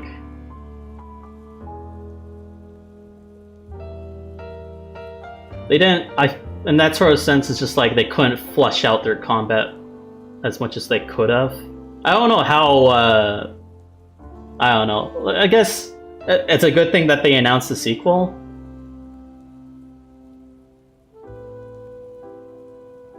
It's just like, it's a good opportunity for them to flesh out the combat a little bit better. I just hope that they don't neuter or make it extremely simplified.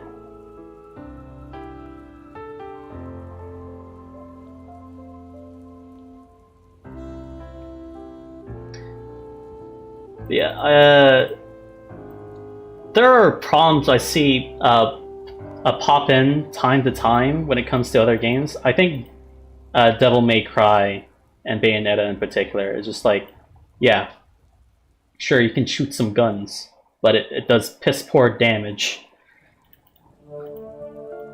Just like, why use guns then? But the way how Devil May Cry and Bayonetta does it is the style system in order to encourage going in between melee and ranged. So like, just having ranged and melee options in combat on its own, you need to do more than just that. You need to incorporate other systems in order to make ranged and melee both good choices at all times. Unsighted has this problem. It has ranged options and melee options, but it does not incorporate any of these other systems. And so, of course, melee becomes the more optimal solution. The only thing you're really doing in Unsighted is just hitting everything with an axe or a sword.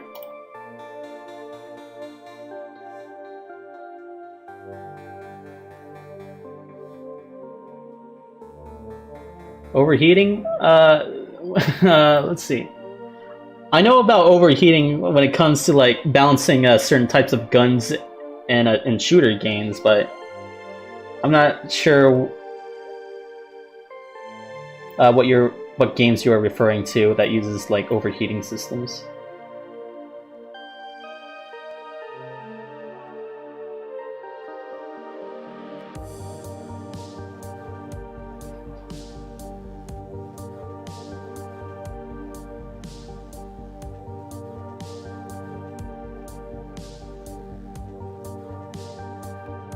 Oh, that.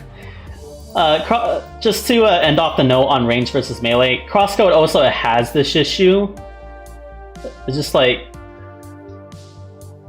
you can. The only ranged options you're really using in the speedrun are the special moves.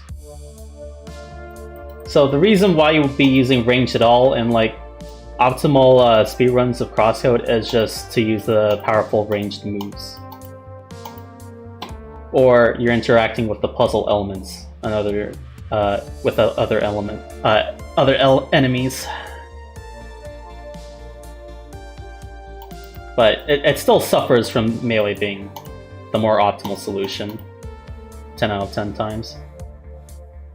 Or 9 out of 10 times, rather.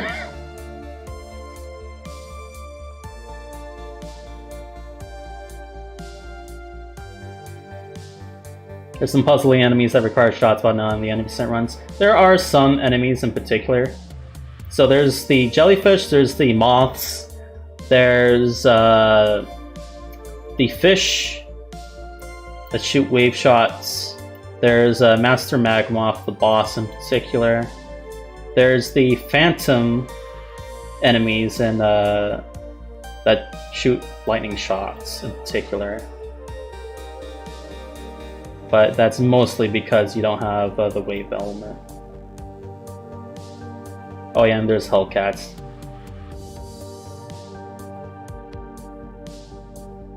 Hellcats aren't really much of a thing in the 90% runs though. In fact, in the NMG run we use melee on Hellcats.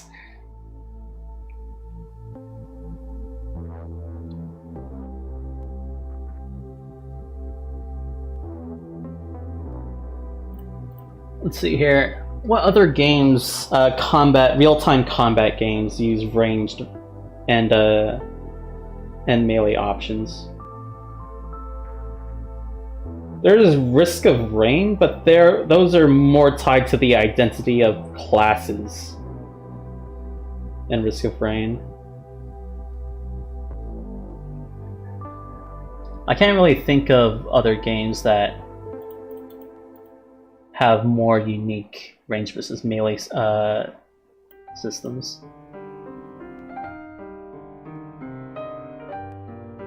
So really in CrossCode you can almost say shooting is not a combat option, it's a system purely to break some enemies. Yeah, it's a system to interact with the other systems.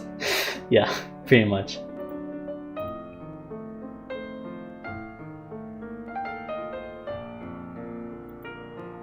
I think, man, yeah, the more I think about it, Hyper Light Drifter does a pretty good job of balancing melee and ranged.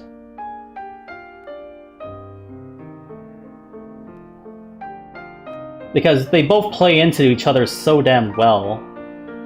The ranged options are powerful, however, in order to balance that, it's limited. In order to regain that resource, you need to use melee options. And then you can use the range options, and that goes back into melee, and that goes back into ranged, and that goes back into melee, and that goes back into ranged. So yeah, I think that's the only game that balances out ranged and melee options extremely well in terms of combat. It's just Hyper Light Drifter didn't really flesh that out very well. It definitely had opportunities to do so, though.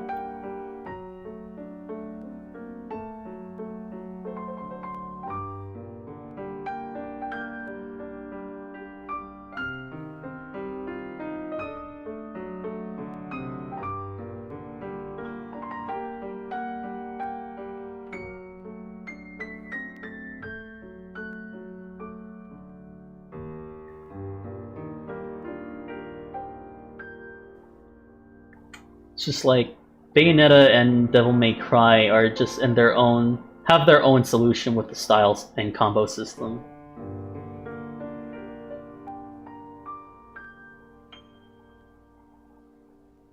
There are also very horrible situations where you can just cheese enemies just by shooting enemies from range while they're stuck on fucking collision. Just like, I think range leads to more cheesy situations when it comes to real-time combat. Yeah, I love that Juggernaut.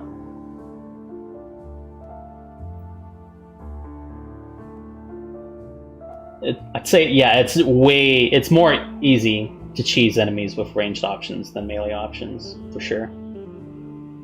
When it comes to video games. You can't really do that in CrossCode.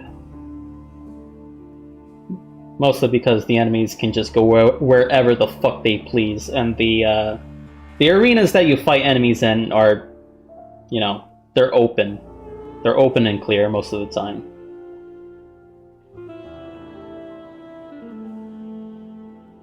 So there isn't much opportunities for like enemies to get stuck on terrain in CrossCode.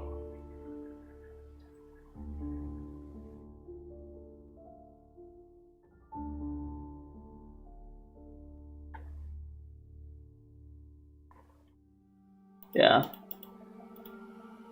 Thank you for mentioning builds though. So yeah, a big thing that I like about CrossCode is that it has a skill tree.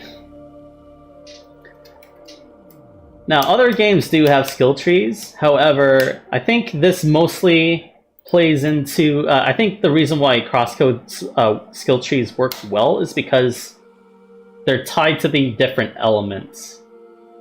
Did you lose much? No, we talked about range versus melee in other games. I think that's mostly just what you missed. We're just we're moving on to skill trees. I think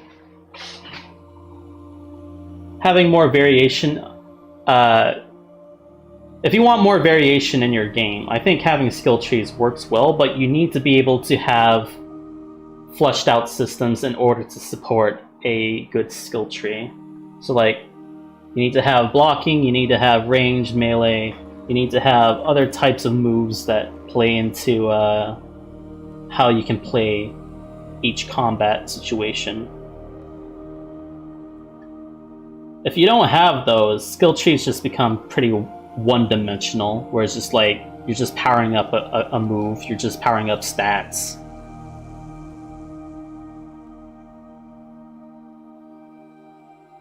This is also a problem in Unsold. But, the thing is about the skill trees and in CrossCode is just like it isn't making you straight up better in every single situation. Just because you power up a certain move in a skill tree, or you get a certain move in one part of the skill tree in CrossCode, it's not always going to be able to be used because of the break system and puzzle elements. So I think skill trees have to be played into other systems. It cannot work on its own. Otherwise, it just all you have is just you can hit enemies harder. That's it. You're not making your combat more unique just by having a skill tree.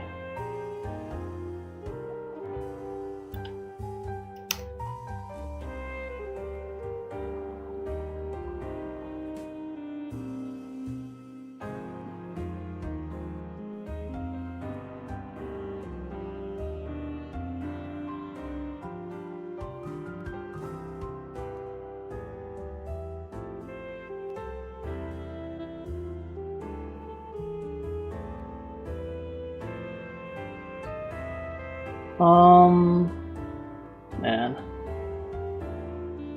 So yeah, I won't talk about like just straight up stat increases. Stat increases are boring, but they're also a good way of making you feel like your character is getting stronger. But like skill trees in particular, when I talk about that, is just like unlocking unique moves. So like you need to have other parts of the system that have like certain moves work well for that particular system, and other moves work well for other systems as well. So like you have a move that lets you move better, you have a move that lets you do more damage, of course, you have a move that lets you hit multiple enemies at once, you have moves that let you let's say guard or take less damage. Or maybe even be able to parry certain attacks pretty well.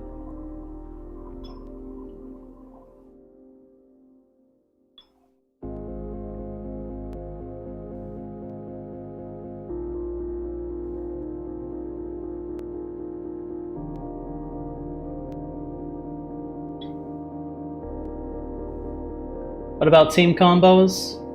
I guess we can talk about we can talk about Genshin Impact with that, right?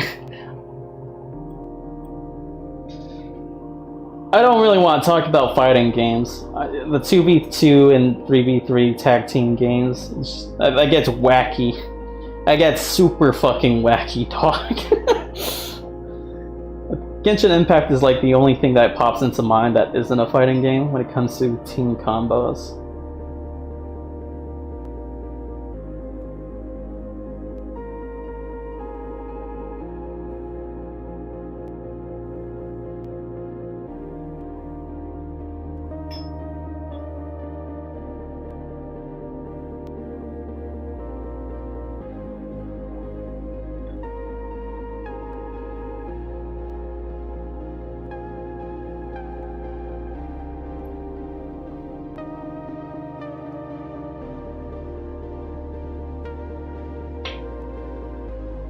Honkai Impact had team combos as well. I think all MiHoYo games do a team system. Maybe if I say Final Fantasy Tactics, something pops into your mind. I don't think those are particularly interesting. I think that just gets tied into special moves, really. Like, when I think about unique team combos systems, I think of Genshin Impact.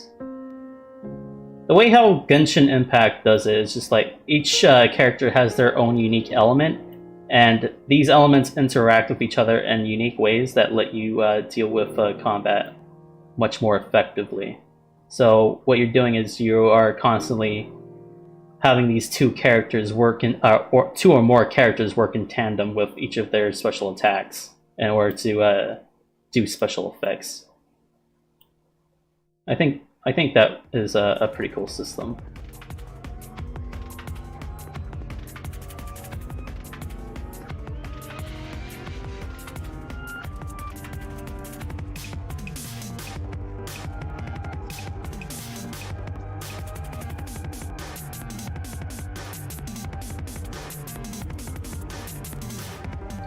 What about perks, abilities, natures, and passive skills? Chrono Trigger team combo system, maybe? I think, yeah, I think that's just tied to special moves, in my opinion. So there's the action, what is it? I don't fucking know. It's like a pseudo real-time turn-based-ish. It's fucking hybrid as hell, weird as hell.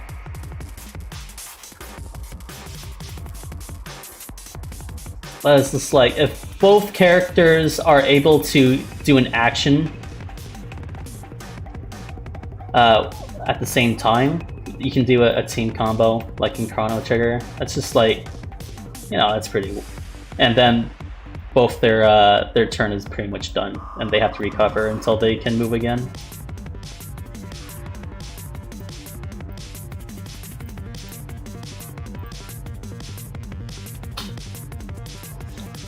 I don't know, I've seen that only really... On its face, like, it's cool for making things... flashy. Making your combat more flashy, for sure. It's very easy to make combat flashy, I feel like.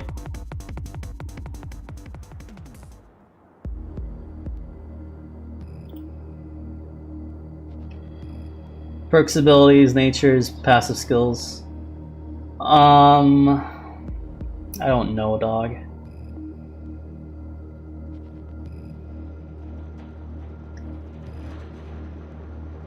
Yeah, it's just like, on their own, it's just like, it can work or it can't work.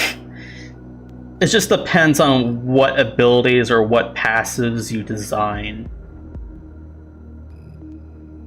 Like, some of these you could say are like passives in other games, like Hyper Light Drifter. Like, the ability to gain an ammo back is after you hit something with after you hit something. That is pretty much considered a passive skill in most other games.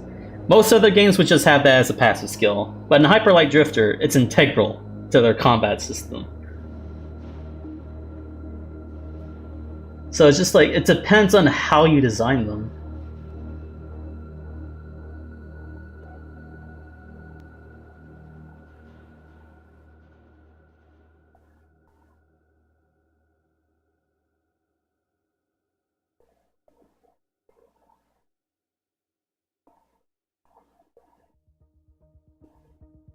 Think here. Perks, yeah, I think of like let me think of other integral games with perks. So let's see here. Passive skills. I guess we can think of Risk of Rain of just like that. I don't like talking about movement. Mostly because people like to think about platforming games in particular when we talk about movement. But we can try and talk about it and strictly say, hey, we're talking about how movement works inside of combat. I hope we can work with that. But yeah, there's movement in real-time combat. Let's keep it there.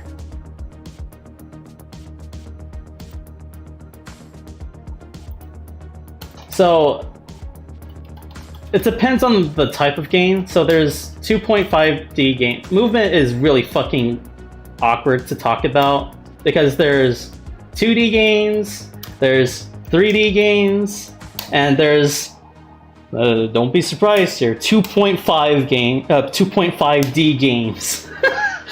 It's weird, but the way how movement works depends entirely on how the game is presented.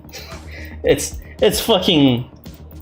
So it gets kind of messy. It gets really fucking messy. So if we want to talk about movement, I think it would be more helpful if we stick to like one genre, right?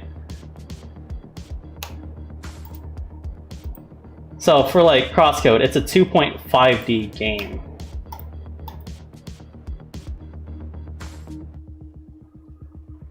No, it's not. We're talking about combat in particular. Strictly about combat movement being tied to combat systems. So it's like if you teleport behind an enemy, do a quick backstab when you're, or you can dash away from an enemy. You could roll away from an enemy. You could jump over attacks. Those sorts of things.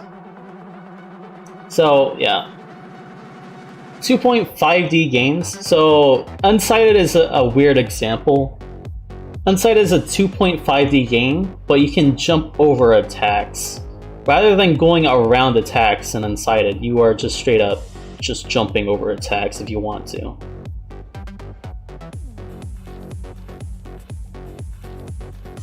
Movement is just, yeah, it's very confusing.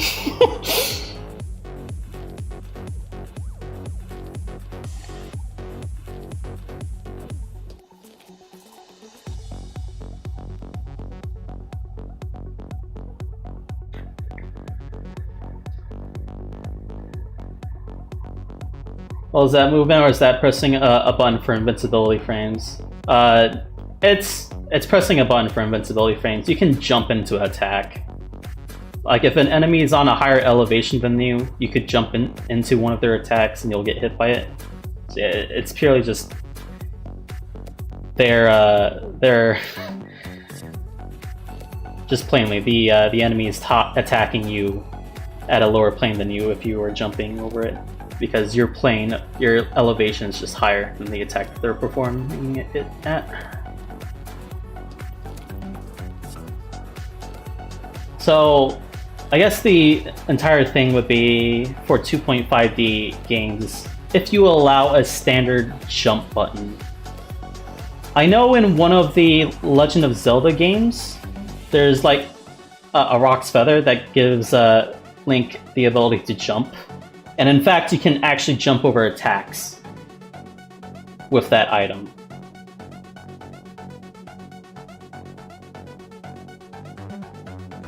But I don't know. Do games work better? Do these 2.5D games work better by not having a jump button? I don't know.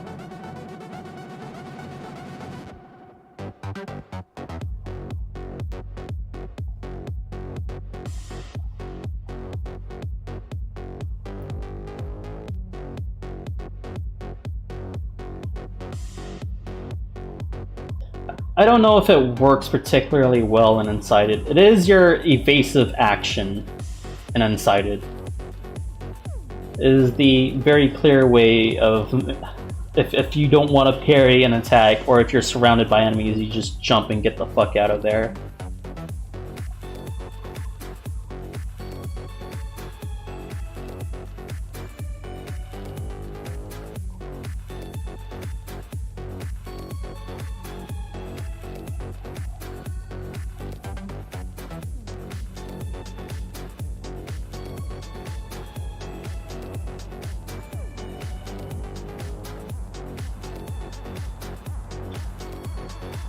Yeah, movement is a difficult topic, I'd say. I think, I don't know where we can move on from movement in these types of games.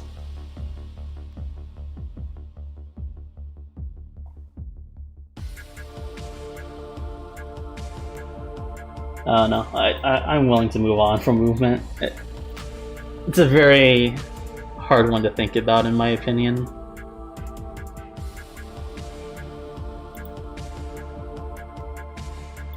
Most of the time, movement just boils down to moving in whatever direction that you feel like.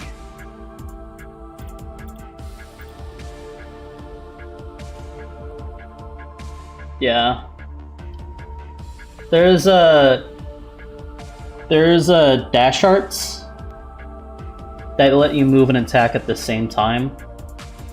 In that sort of sense, we can talk about moves that let you, or special moves that let you move and attack at the same time. But that's not really fundamental to movement in combat.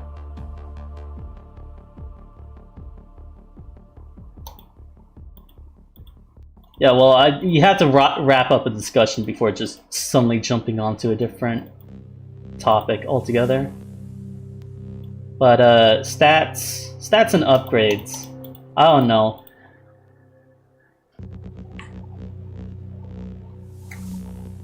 This can be used for skill trees for sure. Like, that's the only way you can make a skill tree work, is by having a leveling system or some type of way to get rewarded from doing combat and then use that reward to get more skills and whatever.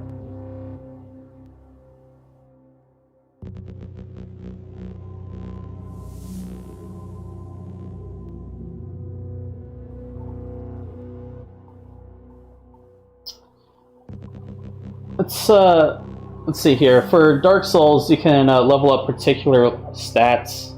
You can level up Vigor to just let you take more damage, just become a complete damage sponge, or you can level up whatever, the one that lets you. Fuck man, I don't remember all the fucking stats, dog. So like, there's stat requirements to be able to use certain items, and there's stats tied to mana. Stats tied to stamina. So that helps in making particular builds, which skill trees can be a part of.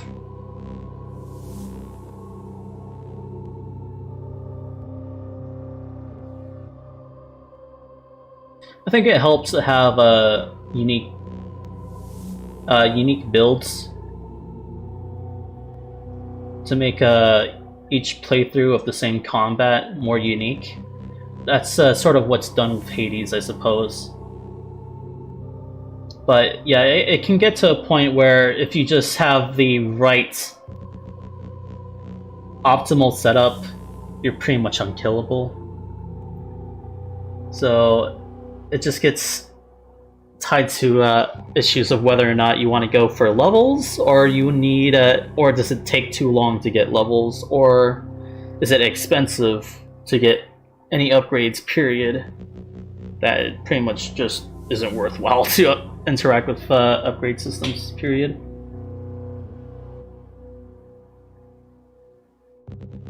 Oh no. There's a lot of things that Dark Souls does when it comes to leveling. When we talk about CrossCode, I think like there are stat increases just by leveling up on its own, but your stat increases mostly come from your gear and the skill trees.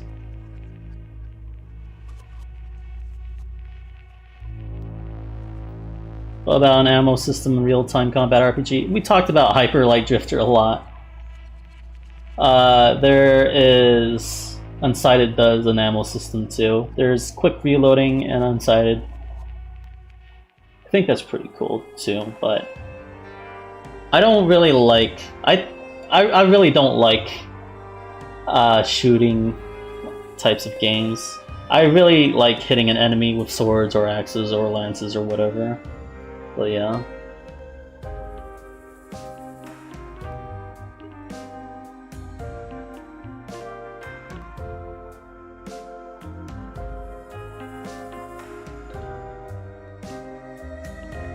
I think Hyper Light Drifter is the only game that made me really like guns in my action RPGs.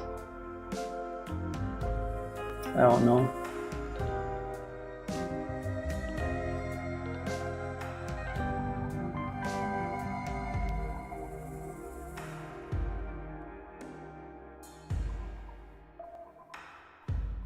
Yeah, I don't think I would be the type of person to talk about ammo systems, mostly because I am just completely biased against shooting things instead of hitting things.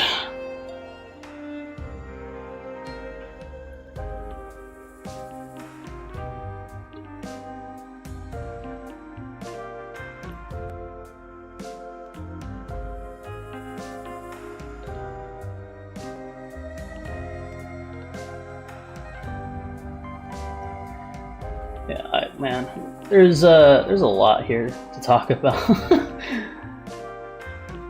Went over a whole lot. Let's see here. Mana systems, special moves, style systems, combo systems, weaknesses and resistances. My lord. There's a lot that can go into real-time combat of action RPGs.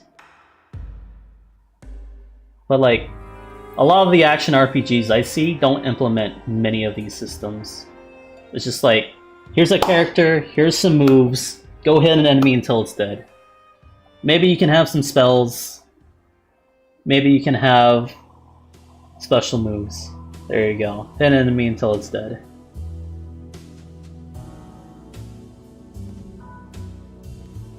But like, the reason I think CrossCode works so well is that it incorporates so many of these systems. And it incorporates so many of these systems, and it does a pretty good job of balancing them. Except for range. Range is just it's kind of dick, but I think the brake system works really well. I think the SP system works really well. I think the circuitry works pretty damn well. It doesn't use style system or combo systems, though you can combo enemies in this game. Just that's more of other like Street Fighter 1 stuff.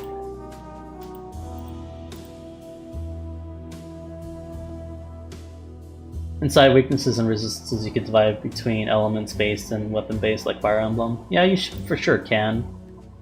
I remember of weapon triangles, and yeah, there's magic triangles as well. Man, Fire Emblem's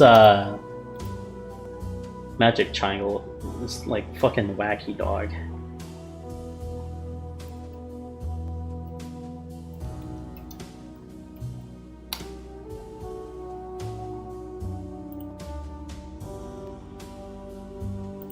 So like, light is... Oh yeah, there's anima...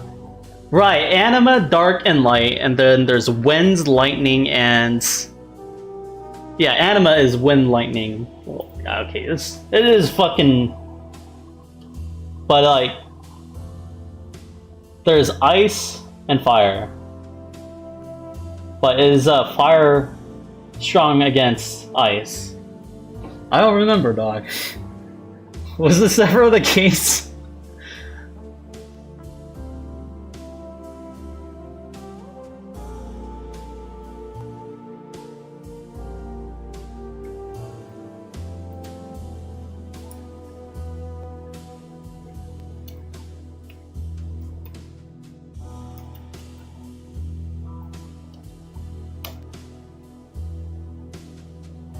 Oh yeah, there was. Yeah, anima had its own triangle. It's like but so fire is strong against wind, but wind is strong against thunder. Thunder is strong against fire, but all these motherfuckers are strong against light. And all of these fuckers are weak against dark.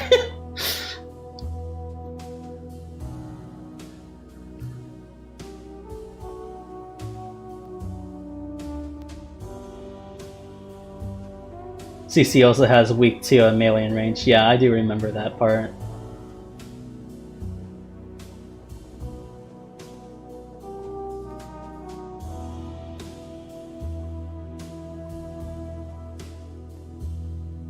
Certain enemies take reduced damages to certain types of attacks.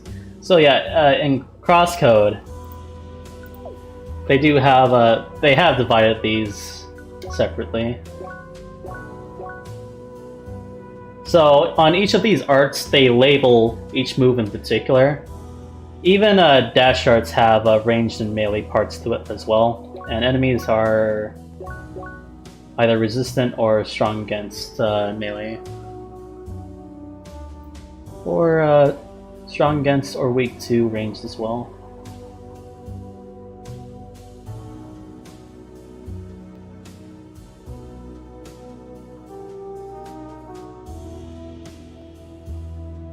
Thunder is strong against water, and water is strong against fire. That one isn't finished, yeah.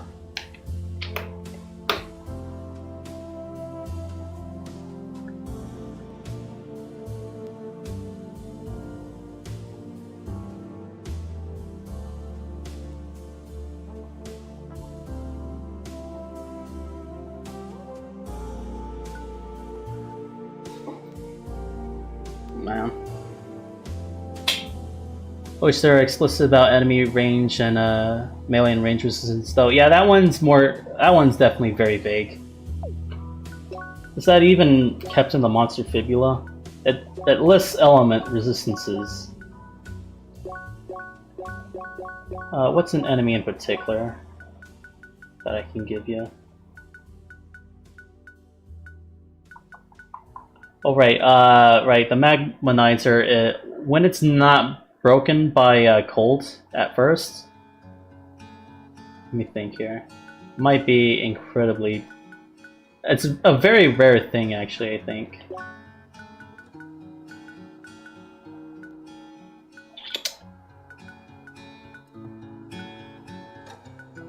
I think the Tims have this. I think the Pincers have it as well.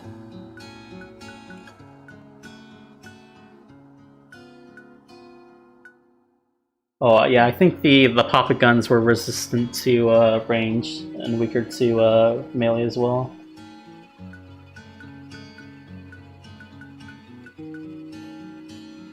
Yeah, it shows an up arrow and a down arrow, but sometimes I think I know when I casually played, I was just like, am I just using the wrong element? Because that's the only thing that gets listed whenever I inspect anything or look at the monster fibula.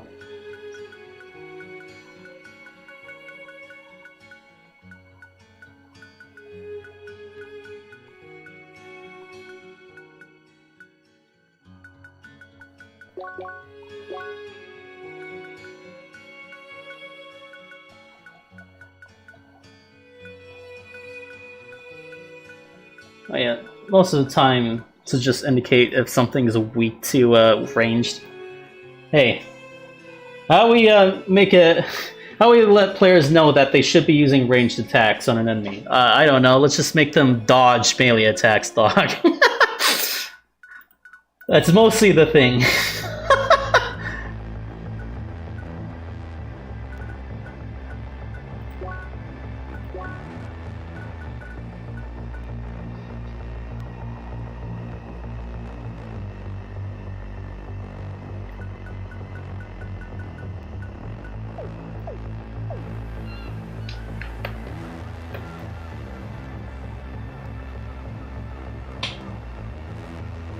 Man, I went off on a little bit. I think there isn't really much else I could really talk about, is there, for combat and real-time combat, right? I think I'm pretty much done with that.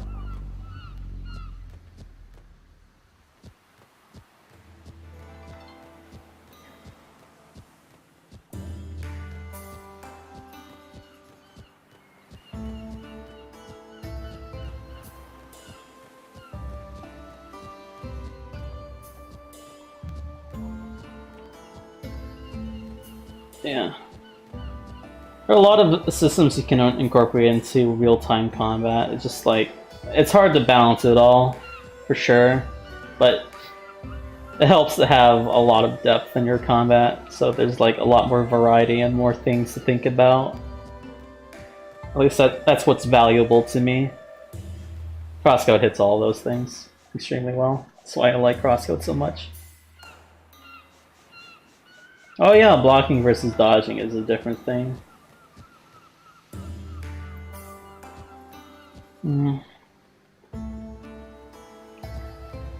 Dark Souls has blocking and dodging, but you never really know if you can block an attack until you actually try. The whole trial and error thing on dodging versus blocking is like very loose, and I don't like it that well.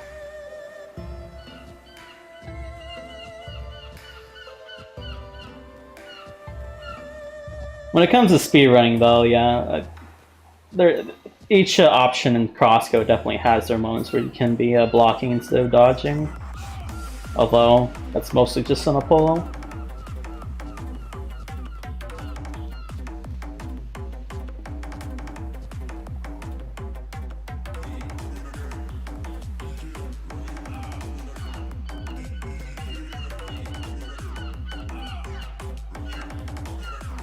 Sekiro actually has an indicator of whether or not an attack is unblockable. Or unparryable, as it were.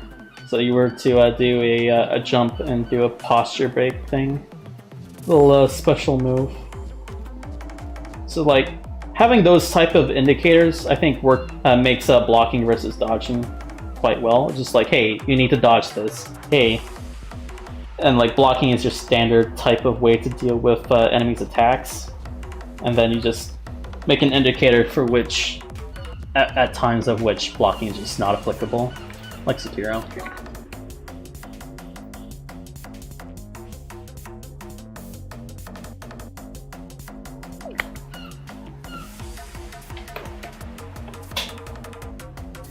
I don't think many games actually do that.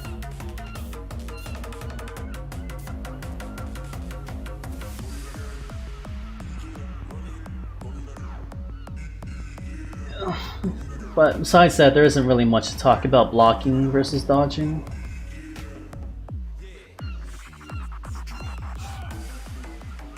Though I think the more funny part is it's just like dodging is your standard way to deal with enemies' attacks in CrossCode. But that leads to a problem of whether or not a person can find out that an attack is counterable by blocking, by perfect blocking. There isn't really a clear indication on that ever, right? You just have to try.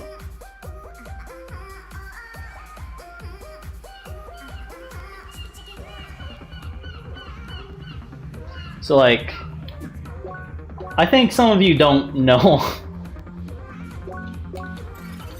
Let's see here. I'm over leveled as fuck. You can perfect block a Hedgehog's dash attack, and it'll be put into a counterable state, or a weakened state. What's another one besides the Hedgehogs? There's Apollo, of course. The PvP duels have it where you can just counter the melees.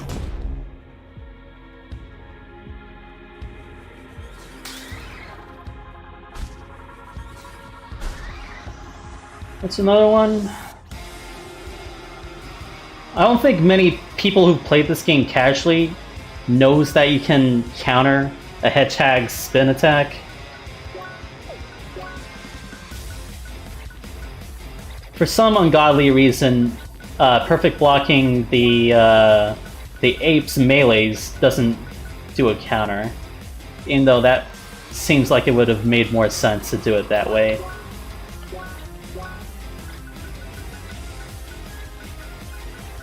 That's another one that you can perfect block and will put them into a counterable state. Sephi Sloth is a very unique one too, actually. Though, especially no one's going to... I don't think anyone who's casually played this game knows that you can counter Sephi Sloth. Do I have a save for that, actually? Yeah, you can counter Sephi Sloth.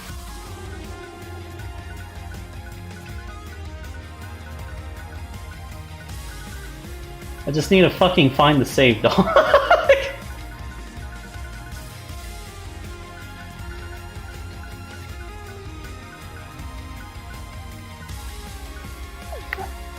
Ah, shit, I'm just gonna pull out the NNMG run. Or NNMS run.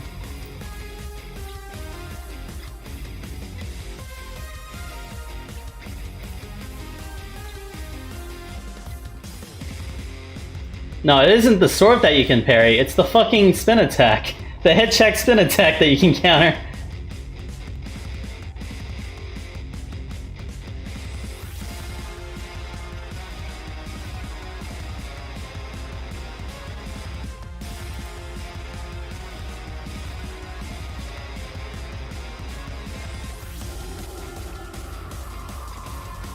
That.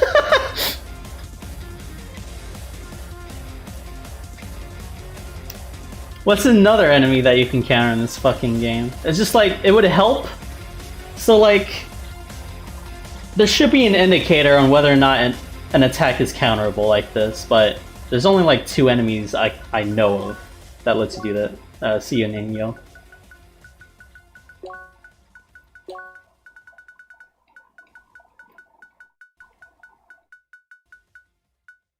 There might be enemies that were introduced on later versions that may have this. But as it is right now, I think those are, besides the PvP duels, I think it's literally just the Hedgehags and Cephaslov.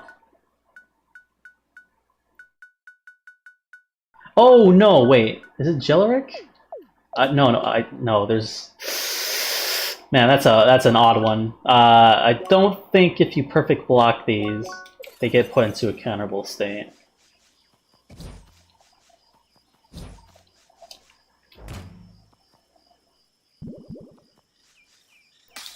Yeah. It's another one. Think the shotcats get countered? No, they don't. I remember that one specifically because I've tried so many times. Oh, right. How could I forget the fucking beetles in Sapphire Ridge? How could I forget the damn beetles in Sapphire Ridge? Yeah, you can counter those too.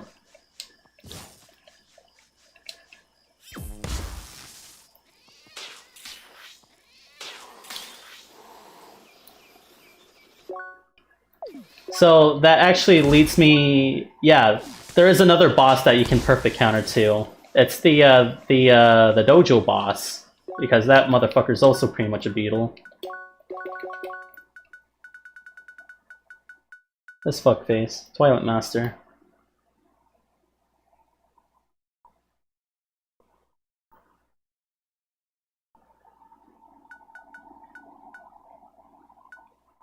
I don't think you can counter Plasma Phantom.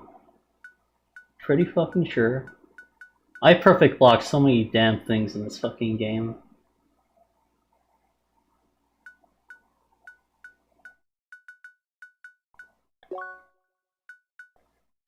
Argabees don't get countered if you block them. These don't get countered if you block them.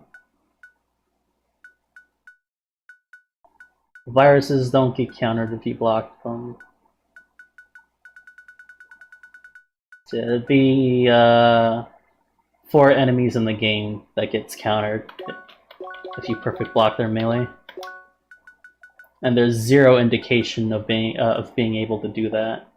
Which I think, yeah, this game suffers from not being able to have a good indicator of being able to do that.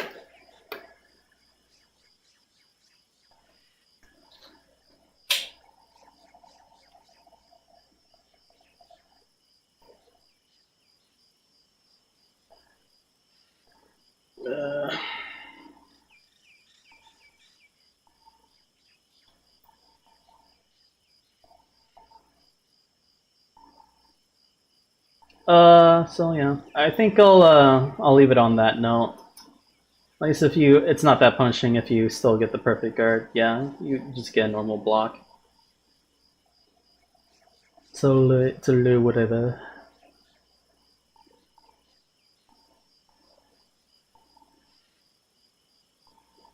Yeah.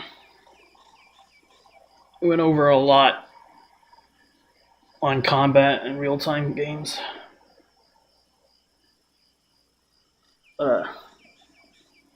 That's it for me for tonight. Thank you all for watching. Hope to see you all next time. Thank you. See ya.